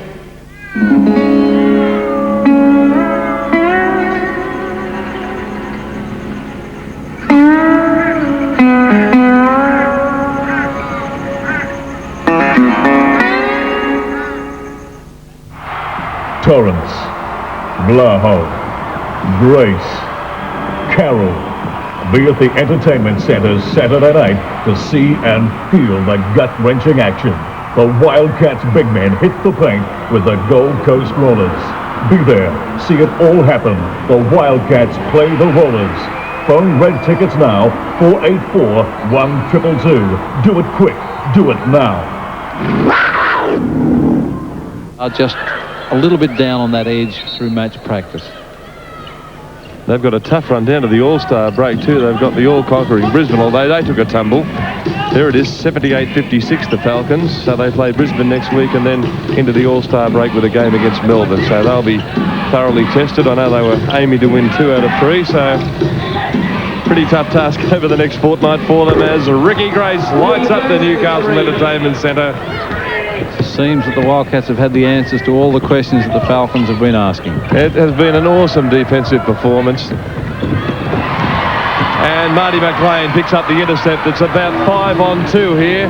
Here's Dozier. He stands up off the glass and down it goes. 81-58. They're not going to score a lot of points in this game, are they, the Falcons? And Perth really controlling the tempo. But I think they've got a couple of weeks where they're coming up against teams that'll be there come finals time. Perth and Brisbane Bullets. Many people think they'll be not only in the finals, but perhaps in the top 4. The Bullets, though, can play really well or really badly, as we saw last night. And they've got to go and face them next week. One thinks they'll bite back after a loss. Yes, the Bullets will be smarting. They've got a big weekend down in Melbourne this weekend. They've played a lot of the teams in the bottom half of the ladder, the Bullets, and it was interesting to see the results over this weekend. There's no doubt the Falcons will be tougher. But coming back to this game in question, this man here, Andrew Vlahoff, just took advantage of a mismatch where he had Marty McLean on him, and of course that enabled Vlahoff to post up, and McLean had no choice really but to foul him, and that's the problem for Wisman right now with the 3-guard rotation. There's a little bit more purpose in offence though now, don't you think? Like they seem to be passing a lot more crisply and understanding what plays they have to. See, Marty McLean's doing a bit of shooting now too. I think he's decided he's going to get on the scoreboard. Yeah, well, he's a 3-point shooter, and that last time out, Hurley was very, very keen to make sure that the Wildcats recognised that. Well, there's the turnover. You don't see too many of those from Perth, especially not tonight. Very skillful player, and he shows it. One of the rare glimpses tonight from Everett Stevens. He's a great one-on-one player. Let's have a look at it. Smooth slices, yeah, nice shot, wasn't it? In that open court transition type game, I think there's no peer to Everett Stevens in Australia in my mind. No, we see him week in and week out, and when he gets the ball, even if it's 1-on-2, he usually gets the basket. And quite often the foul with it. There's not too many guys that can beat him when he's running at them with the ball. Wonderful, gifted player. You see, that's the thing we were talking about a little while ago.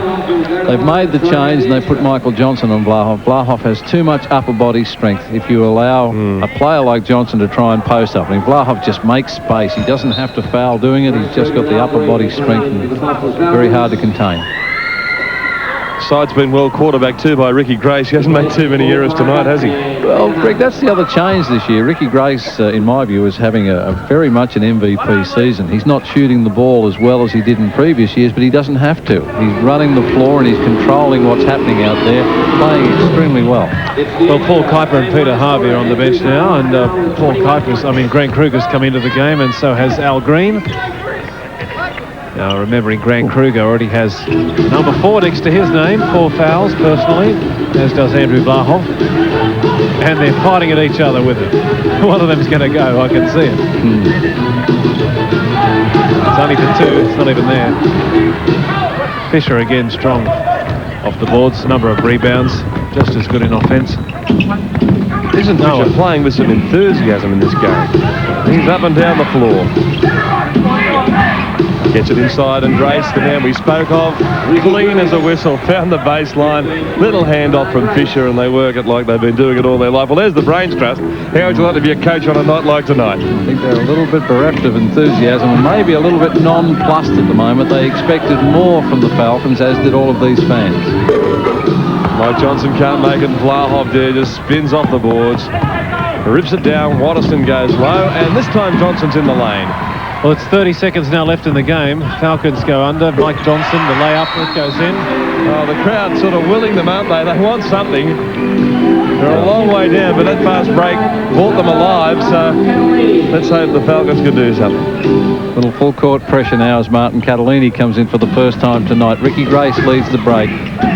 Watterson with the ball, Al Green on top of him. Terry Dozier following Fisher. I think they suspect he's going to be taking a shot sooner or later. 20 seconds. Shot clock. Ricky Grace. Shot clock and the game clock about a second apart. one more shot left in it. Dozier giving Fisher plenty of room. Looks like Vlahov's got... No, there's Fisher now. We knew he was going to come into it somewhere along the line. It's Grace. It's too good, isn't it? Ricky Grace, they've done it too easily. Time's out. Oh, he nearly put that in. That would have been an interesting basket, wouldn't it? Well, there it is, three-quarter time now at the Newcastle Entertainment Centre. And we take a break, 91-62. On 60 Minutes, Jeff Bannock. This is my final interview. His career. It's over. His future, his agony. I think it hurts me more than it hurts my opponent. The World Champ talks exclusively. So how much is Jeff Fennick worth? With medical reporter Dr. Caroline West. I love you all. Also, Aussies in Hollywood. I love being from Australia. Hiding their accents. I'll talk like this. And cracking the big time. Show me your Aussie accent. So, well, what do you want me to say, mate? And they go, unbelievable. Mitsubishi presents 60 Minutes, Sunday. T&R supply framed homes anywhere in WA, site-built, transportable or kit homes. 20 years experience in country buildings guarantees speed, efficiency and after-sales service. T&R specialise in cyclonic or seismic areas with BHP steel frames, James Hardie feature Hardie plank and CSR Gyprock internal finish. Visit our large display village and see Colonial Federation or two-storey designs with today's features and colours. Or phone for a brochure. T&R, your country builder with a difference. Lily, the sensational new album from our best female artist, Wendy Matthews. Lily features Friday's Child. And the new single, If Only I Could. Wendy Matthews, winner of 3 ARIA awards, including the Single of the Year. Now, discover for yourself Wendy Matthews' stunning new album, Lily. Oh, Jeff Marsh, what a tough one. For the tough stuff around the farm, nothing compares with Truck Tough Holden Rodeo. Outperforming the competition, the 2.8 litre turbo diesel cab chassis is the most powerful one-tonner in its class. Space Cab gives you extra storage for tools and equipment, and the 2.6 litre fuel-injected crew cab carries the family and all the gear. Truck Tough Holden Rodeo. Catch one at your nearest country Holden dealer today. Number 7 for Merfules. I didn't get to the top without a lot of hard work, and sometimes I had to bend over backwards, just like the blokes at Metalland. At Metalland, we've got metal in every size and shape you could ever need, plus roofing, cladding, fencing, aluminium, and a wide range of building products. So remember, when you want metal, go to Metalland. That's where real men get their metal.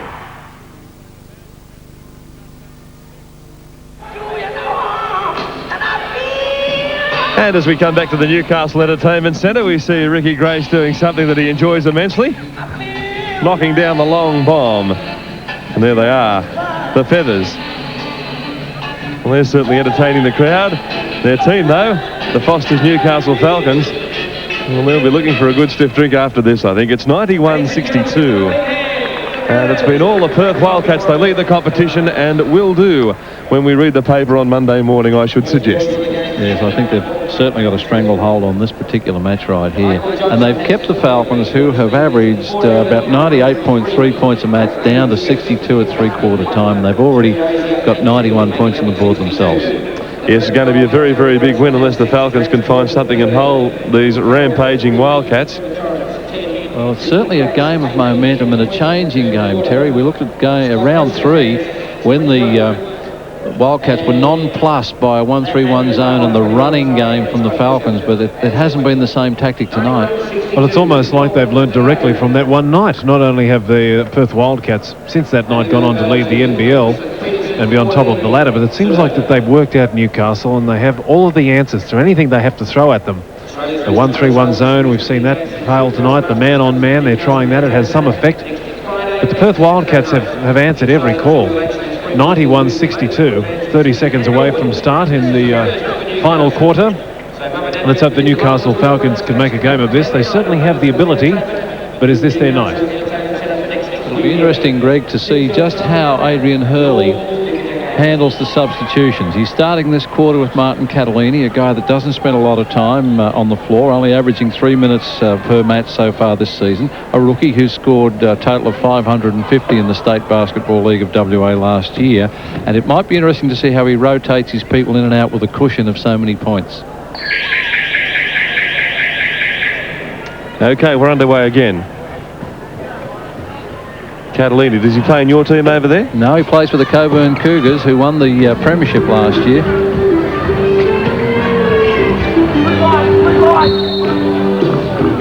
And there it is. Fresh shot clock for the Falcons. Interesting, the Wildcats have maintained a 57% shooting clip in that quarter. Certainly played very, very well. 91 to 62. That's an almost unassailable lead, you'd have to say. No, can't take a trick. There's all sorts of problems there now for the Newcastle Falcons. In that last quarter, they only shot 38%. Can you believe that? 38% from the field. It was pretty ordinary shooting, really. 7 out of 21. Blahoff with the ball and Kruger, both on 4 fouls. Blahoff gives it up this time. Wildcats running their offense. Fisher tries to dish the ball across. Plenty of pressure out there. Looks like Dozier might come up with it. I think that's Grant Kruger that's picked it up. Let's pick it up. That's his 5th. Yeah, that'll be his 5th, I would think. Yes, it is. 91-62. Just into the final quarter. And again, that man Fisher at the line, and he hasn't missed a trick tonight, has he? He's played very, very well, Fisher. Last one.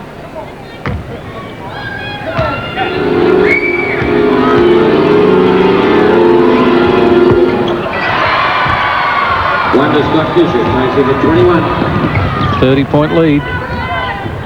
And Harvey has the ball now as he tries to run the show and get something cracking here for the Falcons. He goes inside and gets it away to Dozier on the baseline, and the foul is called, probably against Catalini. It is.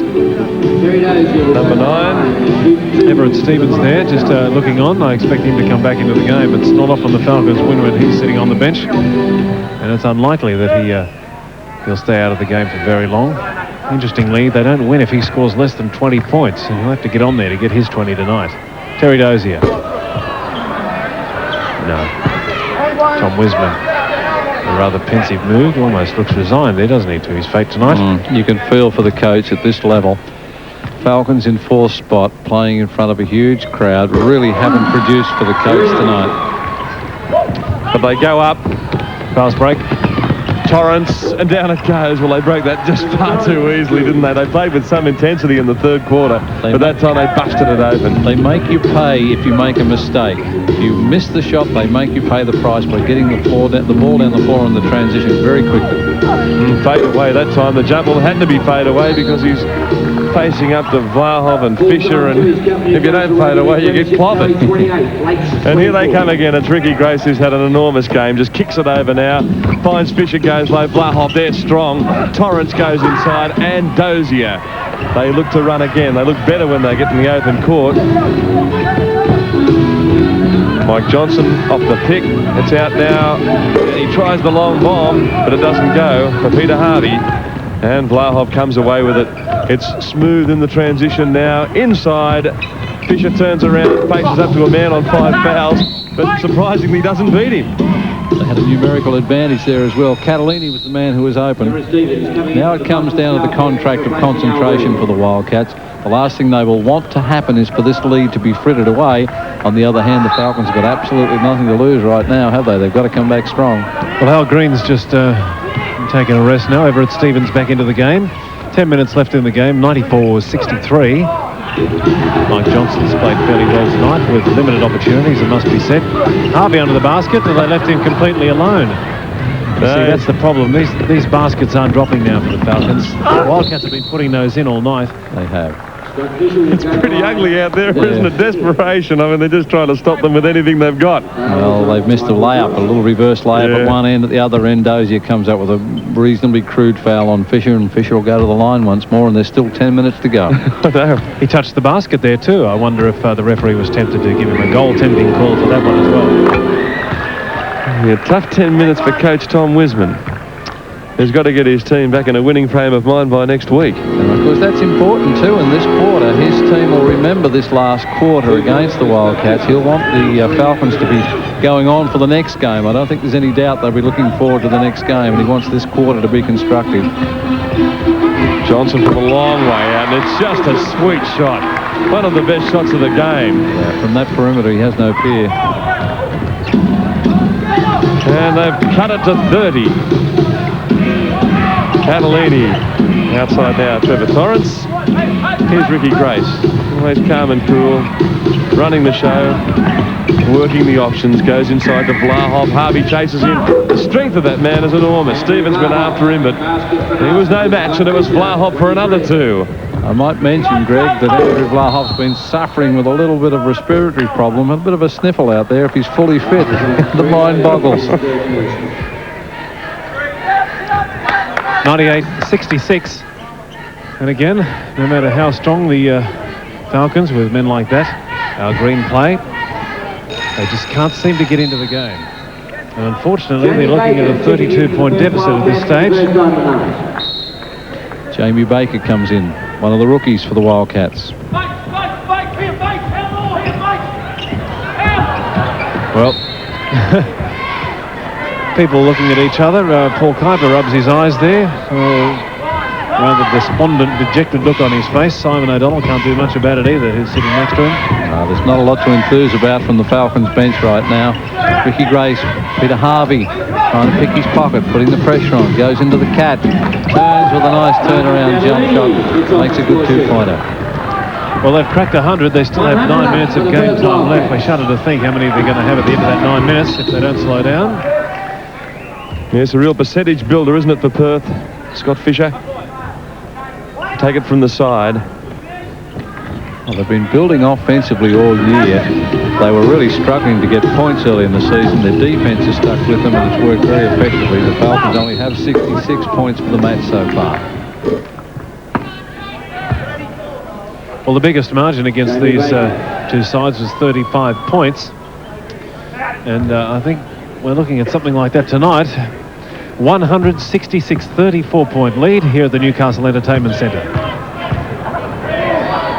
Mike Johnson adds the 1 point. 167 now, only 33 points. A bit academic. Can he make it two? He can. He's shooting okay tonight. Still sticking with this extended pressure out there. I suppose they've got to pick up some cheap buckets. Long way to go, though. Off the foot of Grant Kruger there. Oh, there's all sorts of things happening here. Scott Fisher, as he's touching the ball, puts a foot out over the line. Complains a little bit to the referee. But it'll be a Falcons ball. Terry Dozier. Let's have a look at this. The ball's loose. Fisher dives. He's out. Oh, he's way out. Yeah, he touches it. Well, wasn't out of the textbook, was it? No. 8:38 remaining. 32 points. It's a big margin, Greg.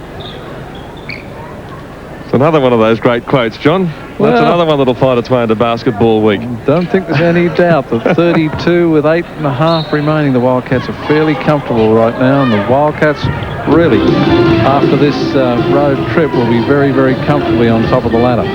Yes, Vlahov and Fisher leading the scoring for Perth, and there's Vlahov. Oh, there's something wrong down there, isn't there? It's slippery. Yeah. It's like an ice skating rink. It's dangerous too. Yeah, well, they've just got to clean it up now. It's going to take a little while to do this. They've got to get the towel boys out there, the youngsters. Vlahov says, I'll give you a hand. I've still got plenty left. So let's take this opportunity, John, if we can, just to run through some of the scorers tonight, because they've certainly been involved that front line, haven't they? Well, there's no doubt they've had great service from Fisher with 23, Vlahov 23. Ricky Grace has had a very good game as well with 18 points. And Mike Johnson leading the scoring for the Newcastle Falcons. A couple of three-pointers. They came just at the right time for the Falcons. He's on 22. Terry Dozier has 19. Everett Stevens quiet tonight. They really need him to pick up the scoring. He's only on 14. And it's 168. Ladies and gentlemen, the Cowboys do a great job week in, week out. Give them a big hand. That floor can get absolutely like ice out there, can't it? With a bit of perspiration and highly polished floor. And these guys are professional athletes. They've got to be very concerned about an unaccustomed tumble. They can do an ankle and knee. You know, it can be debilitating. They've got to be very careful with that. Indeed, it can ruin the whole season of a very expensive franchise. But it looks pretty good. The Towlers have done a good job here, and it's with Kruger, and he goes strongly to the basket. And he makes a couple, and the crowd roars. Well, they haven't had a lot to cheer about. It's 100 points to 70. The Falcons with 8 minutes left to restore some pride and to resurrect their hopes for next week when they go play the Brisbane Bullets. Here's Dozier having a crack at Catalini.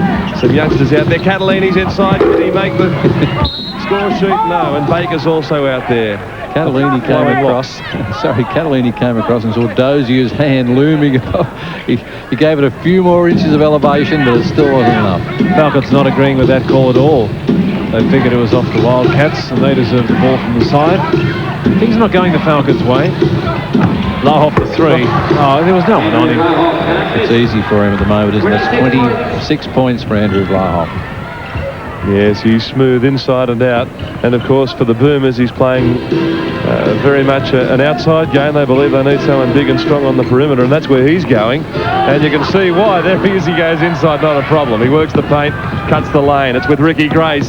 Here's Baker. And a charge. And Grant Kruger showed a bit of courage. He did, particularly when you consider that Kruger was on 5 fouls. A little misjudgment there, and he was out of the ball game. He was there in plenty of time. He was certainly in the right position. He did nothing wrong. And I think just for a second there, he would have looked up to see who the foul was on, as he'd want to do. But on this occasion, the rookie just being a bit too anxious. Terry Dozier now. Oh, he goes straight to the basket. It's all too late, though. I mean, foul has been called, Vlahoff, and that'll be his 5th. But Terry Dozier was fouled before the shot, so it'll be a side ball. So we have Vlahoff and Grant Kruger going foul for foul here, both on 5. Plenty of strength on the bench now for the Wildcats. Down there they've got Grace. Here's the shot from Dozier. Doesn't go. Crawford's going to come back in now, but they're all having a bit of a run. Everyone getting an opportunity. Dozier goes after Vlahoff. Down low with Baker. Steve Davis inside Baker. He'll get this one. No, he won't. Pretty tough out there, isn't it? It's a difference between the athletes who are out there all the time and those rookies who come in to have a crack at it. Even though they're well on top. Mike Johnson shows us how it's done for 25 points. And that's the Falcons high. And a great 3. Timeout's called by the Perth Wildcats with a score 6 minutes out from full time. 103-73. It's all Perth. Tony Longhurst leads the giant-killing BMW against Mark Scape, Richards in the V8. Round 2 AMSCAR Touring Car Series, Sunday at 3. Western Australian owned and operated WestTrack. We're a powerful team. With an ongoing investment in apprenticeship training, WestTrack employs 59 apprentices, the largest number in private enterprise, and dedicated to building future careers for Western Australian youth. WestTrack, a powerful team. Whatever you require, from a household pressure system to a farm water supply, submersible or industrial pumps, Southern Electrics can show you the benefits of Grundfos. Assembled and built in Australia, Grundfos pumps are made of stainless steel and are backed by a 2-year warranty. Southern Electrics also provide a fully equipped workshop with pump testing facility and spare parts to ensure that you can buy with confidence. Southern Electrics Albany and Grundfos Pumps. Simply superior.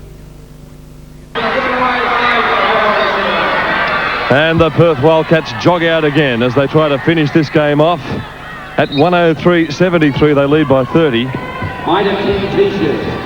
And they've done a great job from the outset. They haven't dropped off. They're not slowing down at all.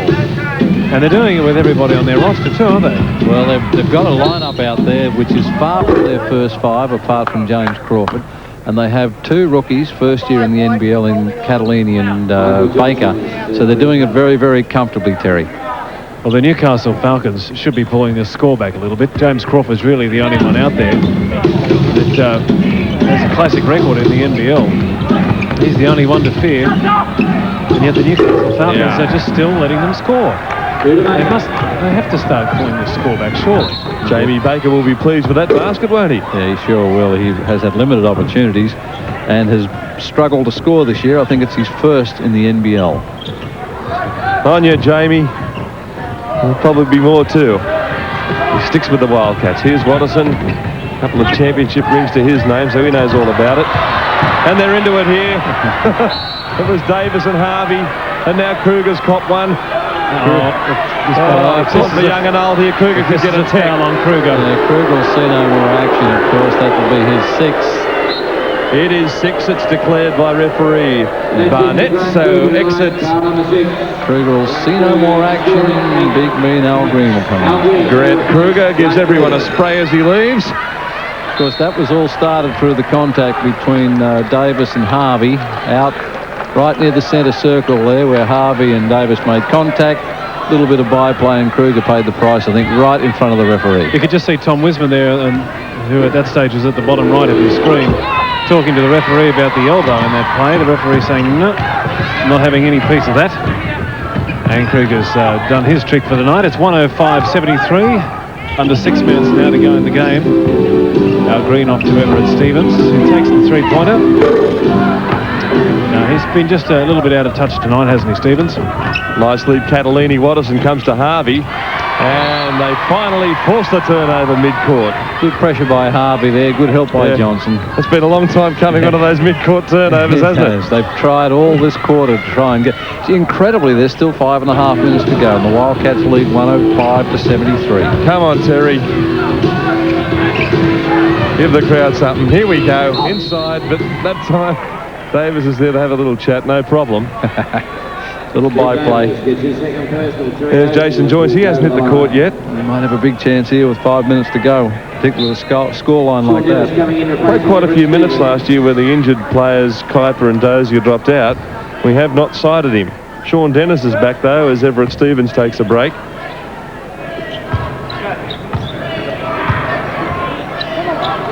And Dozier can't make it. Nothing working for them. 105-73 here at the Newcastle Entertainment Centre. Biggest crowd of the season and probably the quietest too. It's been a pretty quiet game. From the crowd point of view, it's just been all Perth.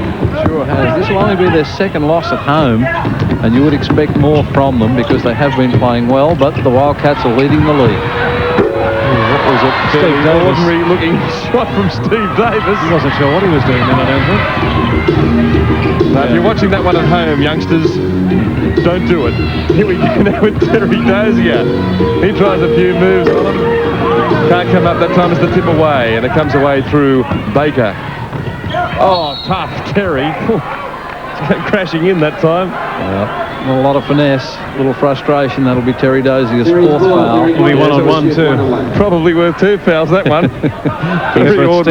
Everett Stevens just sitting there watching the action. He didn't have an answer tonight, I'm afraid. No. Grant Kruger with the towel around him, fouled out of the game. That was a hell of a shot, wasn't it? Everett Stevens just sitting there looking forlorn with that scoreboard up in lights reading 105-74. Well, Tom Wisman's done just about everything humanly possible to rev his team up. He's changed them around. He's put guys on and put them off, and he's had the plans working all night, but they just don't seem to be coming off. That guy, Mike Johnson, usually picks up a lot of those shots. That one unusually for him, missing. Over the back, Sean Dennis. He's been hot and cold, hasn't he? Michael Johnson all night. He's a very reliable perimeter shooter. Sean Dennis comes up with another foul. A long walk down the other end. Baker will take a one-on-one. 105-74 here at the Newcastle Entertainment Centre to Perth. Jamie Baker shooting 1-on-1. Jamie Baker trying to add the extras. Didn't do that. And the fouls keep coming. This will be on Catalina, one would think. Yeah, Catalini. They go back down the other end, but I think in the meantime Tom Wisman might just want to talk it over and try a few things with 4.5 minutes remaining, and his team trailing very, very much at 31 down. Entombed in a watery grave for more than 80 years. So many people lost their lives. Now, for the first time, an extraordinary expedition to uncover the greatest shipwreck in the world. 8:35 Monday on GWN, Titanic. treasure of the deep. Now you've got the taste for chicken treats for just $4 well in on a wintertime feast. Chicken treats, chips, corn, gravy, and peas. The West's best chicken and a $4 feast. I got the taste. Oh, Jeff Marsh, what a tough one. For the tough stuff around the farm, nothing compares with truck tough Holden Rodeo. Outperforming the competition, the 2.8 litre turbo diesel cab chassis is the most powerful one-tonner in its class. Space Cab gives you extra storage for tools and equipment, and the 2.6 litre fuel-injected crew cab carries the family and all the gear. Truck tough Holden Rodeo. Catch one at your nearest country Holden dealer today. When I'm racing, I have experts looking after my tyres, and with my family car, it's no different. I get my tyres at a Bridgestone Tyre Centre. After all, who knows more about tyres than your Bridgestone Tyre Centre? Morning. 105.74. 4.5 minutes to go. Adrian Hurley. I don't know if he's still saying play harder, but he must be fairly pleased, although you wouldn't know it looking at his face. I think he'd be more relaxed right now.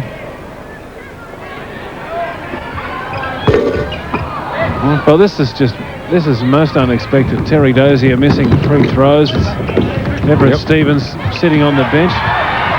It's 3 on 1, 3 on 2 now. Got to be a chance here. It's Dozier inside. He flicks it up and down it goes.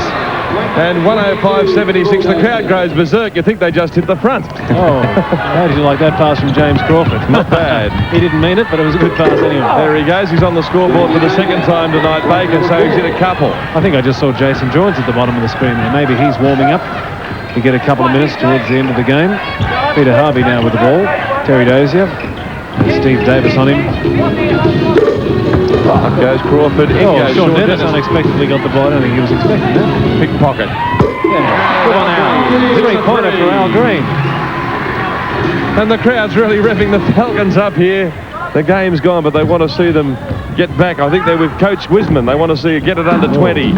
There's the flick down. It's with Crawford, who goes against Green down low. Catalini spins, but he finds Johnson there. And here's this man who scored a couple tonight, his first points in the NBL, and he scraps hard. Gets it out to Watterson, goes through, kicks it out to Crawford, who goes off glass, ill-directed. And here we go, Al Green. Can he dunk it? He thought about it and he heard you. Well, I don't want any embarrassment here. I would have done it 10 or 12 years ago, he said to himself. 107.81, they're getting it back. Well, Tom Wisman has had the effect of getting Adrian Hurley to call the timeout now. Hurley can see this lead, can I say, being frittered away. That's not the case. It's the manner in which the ball is being mishandled by the Wildcats. He wants these guys to concentrate.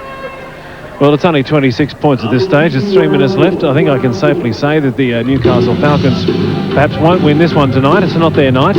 Things just didn't seem to go right for them right from the beginning. Okay, they're down there calling timeout. They're trying to still get their attention. They're trying to beat us 30. We gotta respond to that. Nobody comes in here and beats us 20. Okay, we gotta right now get it under 20. Clever coaching by Tom Wisman. He's made this a whole new ball game, and he's got his players back on the job. Even though they're down by 20, they're playing to, you know, they're responding to this as well. Yeah, it's good. There's no doubt that their pride is stung. This crowd, they want this crowd back here next time, and they want the team to play well, and they will remember this last quarter when they go in against Brisbane next week. Well, let's see whether we can get them all in together there. He does. The hands are all together, and the other end, of course, it's Hurley, and he's just got to keep his guys on track. And it is the steam train. It's a runaway tram, the Perth Wildcats. Right on track tonight. And the roar goes up for the Feathers and the Falcons as they return. Let's see what they can salvage from the wreck. 107.81. There's big Jason Joynes, T-shirt and all. He probably wears the T-shirt to keep him warm because he does a lot of bench sitting. I guarantee if he scores a bucket, this crowd will erupt. They'll go berserk. Here's Watterson, who's played a lot of minutes for Ricky Grace in this quarter.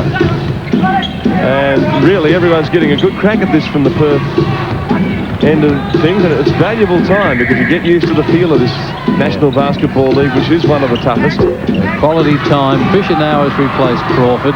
So they're keeping one of their starters, one of their wall in there with some of the players that don't play as many minutes in a regular basis. Oh, terrific shot out Green, wasn't it? Yeah, nice little left-hand leaner across the top. Good drive. Oh, he's gone backwards, Fisher. Wisman saw it too. Wisman did. He saw it. About the first time Fisher's gone backwards all night. Well, the Perth Wildcats are scoring more points than their average for the year and keeping their opponents at less than their opponent's average for the year. Well, Peter Harvey committed there, didn't he? Yeah. And he paid the price. It was all or nothing. Eric Watterson nailed him. 83 plays, 110, 2 minutes to go. It's a nice open contest now. The Falcons aren't stopping. They're still trying to score. It's 110-83. Harvey doing a lot of work under the basket. Picks up the foul. He'll go to the line. He gets a couple. 110-83. Certainly generated some excitement in this last couple of minutes. The Falcons, I think they have responded well to Tom Wisman's call to arms. The Falcons have outscored the Wildcats in this quarter. It was all too late. Too little too late. Peter Harvey, though, will try to edge them just a little closer. Here's Big Jace. They love it, the crowd, but he can't make it.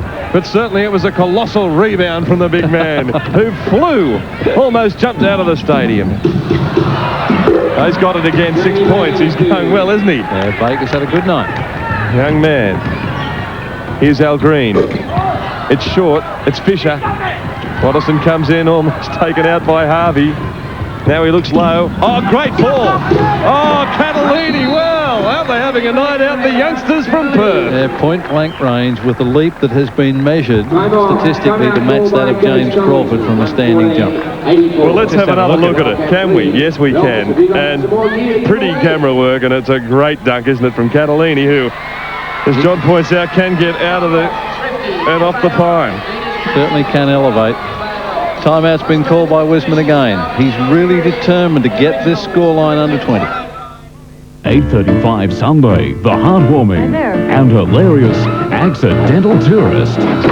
Pick up the phone and just talk. Talk? It's about people. I make bottle caps. Travel guides. We're really in Paris. Dogs. Oh, sorry. And passion. I know you're living with someone. 3 of Hollywood's finest. Why don't we give the bed a trial run? Academy Award winner Gina Davis teams up with William Hurt and Kathleen Turner. Presented by Toyota, the accidental tourist, Sunday. At the Denmark Agricultural College, students seeking higher education, apprenticeships or employment in agriculture get solid skills training and theory in course areas as comprehensive as the industry itself.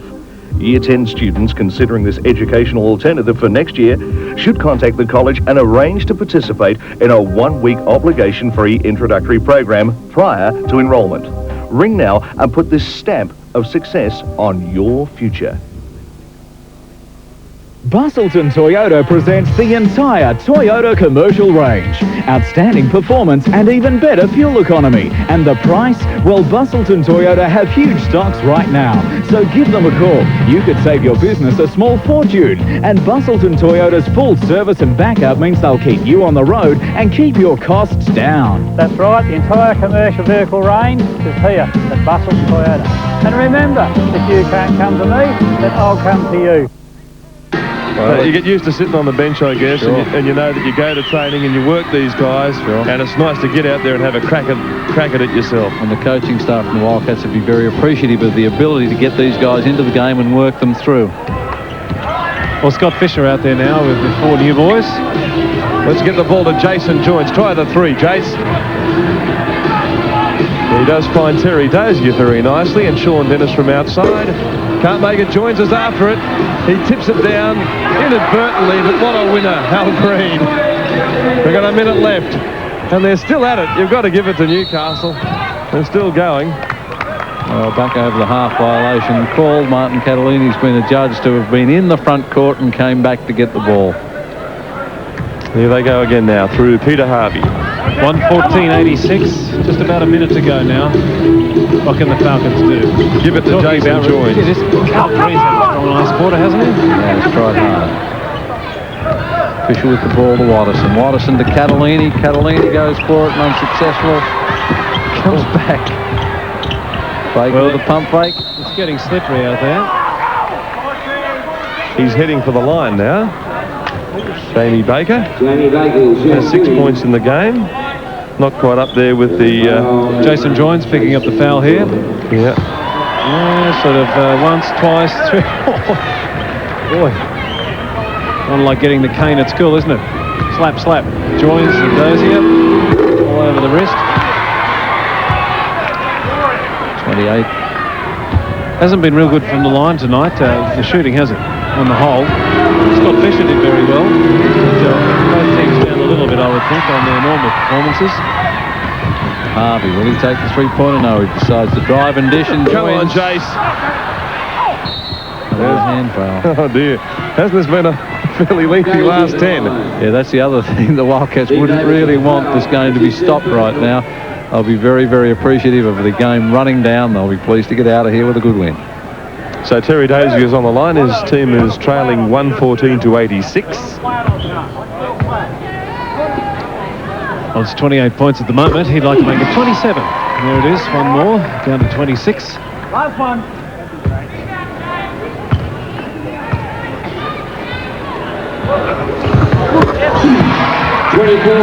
40 seconds left. Terry Dozier has 24 points for the game. Waterson looked for the three. It's been pinched by Sean Dennis. Gets it away to Harvey. Will Jason Joins get the ball? I know Greg Hendricks is passing the ball at this stage. I want to see him get it. Come on, Jace. There he goes. This will be one-on-one. Scott Fisher. Terry Dozier to the line again. He's fourth. Well, it was on 9, Catalina. Oh, he's giving him 2 shots. Well, there's a bonus. 114.88 is the score at the Newcastle Entertainment Centre. 20 seconds to go.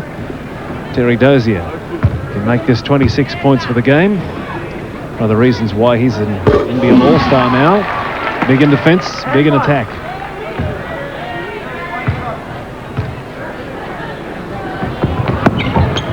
There's his 26. 26 points for Terry Dozier. Scott Fisher now directing traffic from under the basket. That'll be on Dozier.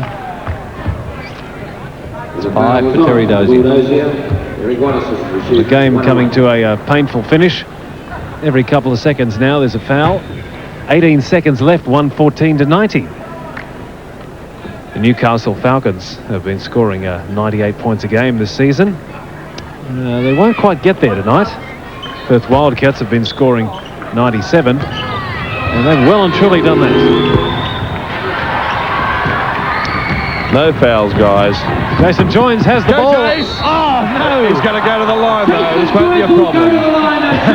He's going to score a point, surely. There's only 13 seconds left. Come on. The crowd is revving you up. Come on, Jason. From the line, give us one at least. Yes, he used to play for the West Side Melbourne Saints, and he went over to the States, and he really did trim down and came back a much better player for the outing over there. Which is how he's probably carrying a little more ambition than the crowd will tell the story. Oh, one more. That's okay. He was only filming. Just for siders, you think? Yeah. Just needed one. Just for the crowd. Here he goes.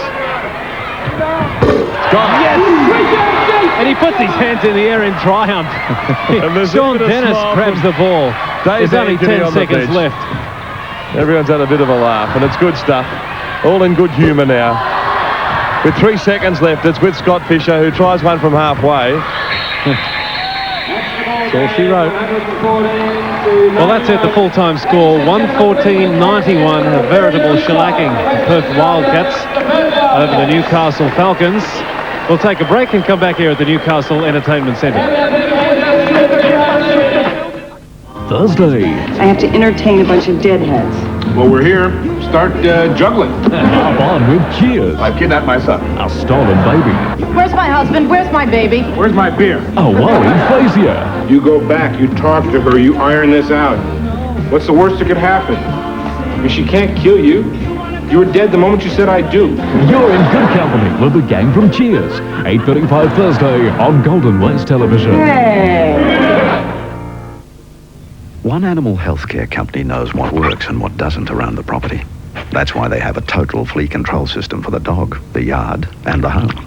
They produce Dronset to protect dogs against hydatid tapeworms, and Drontal All-Wormer to protect dogs against internal parasites. Now, These same animal health experts have developed a special formula food for working dogs that's a complete meal. Country Kennel, animal health food from the people who know dogs inside out. Bayer. The Venamours have been farming this land for 4 generations.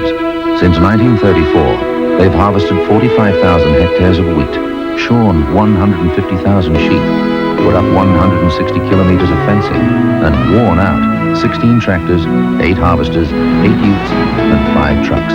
They've also built 6 sheds and 2 homes, and it's all been protected by just one insurance company, West Shore. Tanks for the 21st century.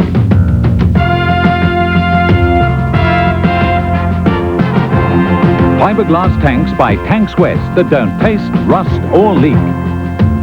Australia's largest range of sizes and colours are delivered free just about anywhere. And after 20 years, a Tanks West tank still won't paste, rust or leak.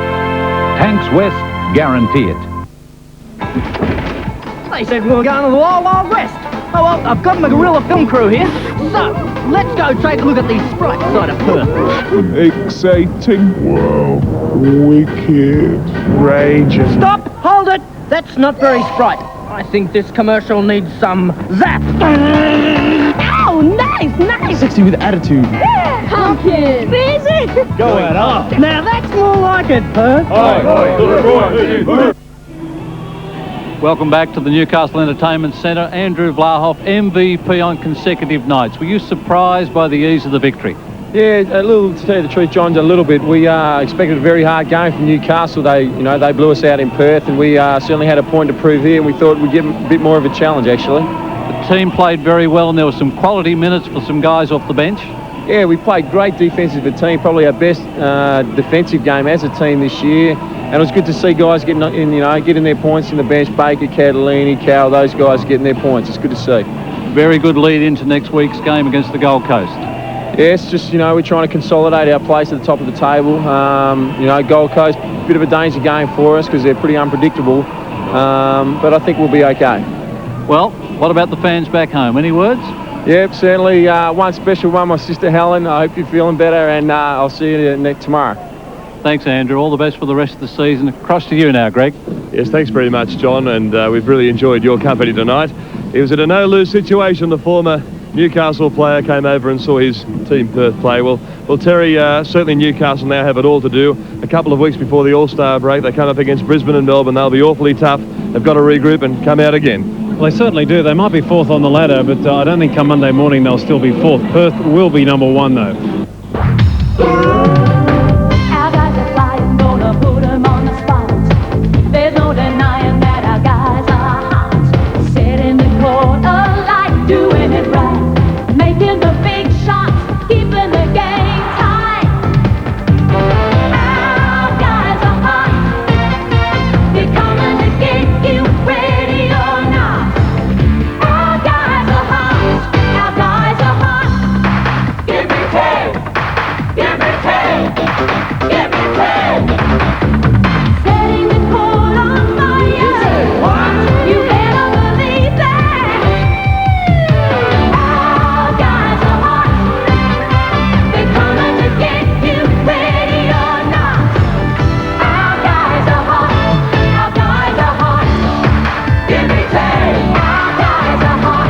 This NBL telecast, proudly presented by West Track Equipment, Country Holden dealers proudly sponsoring WA Sports, and Chicken Treats. I got the taste.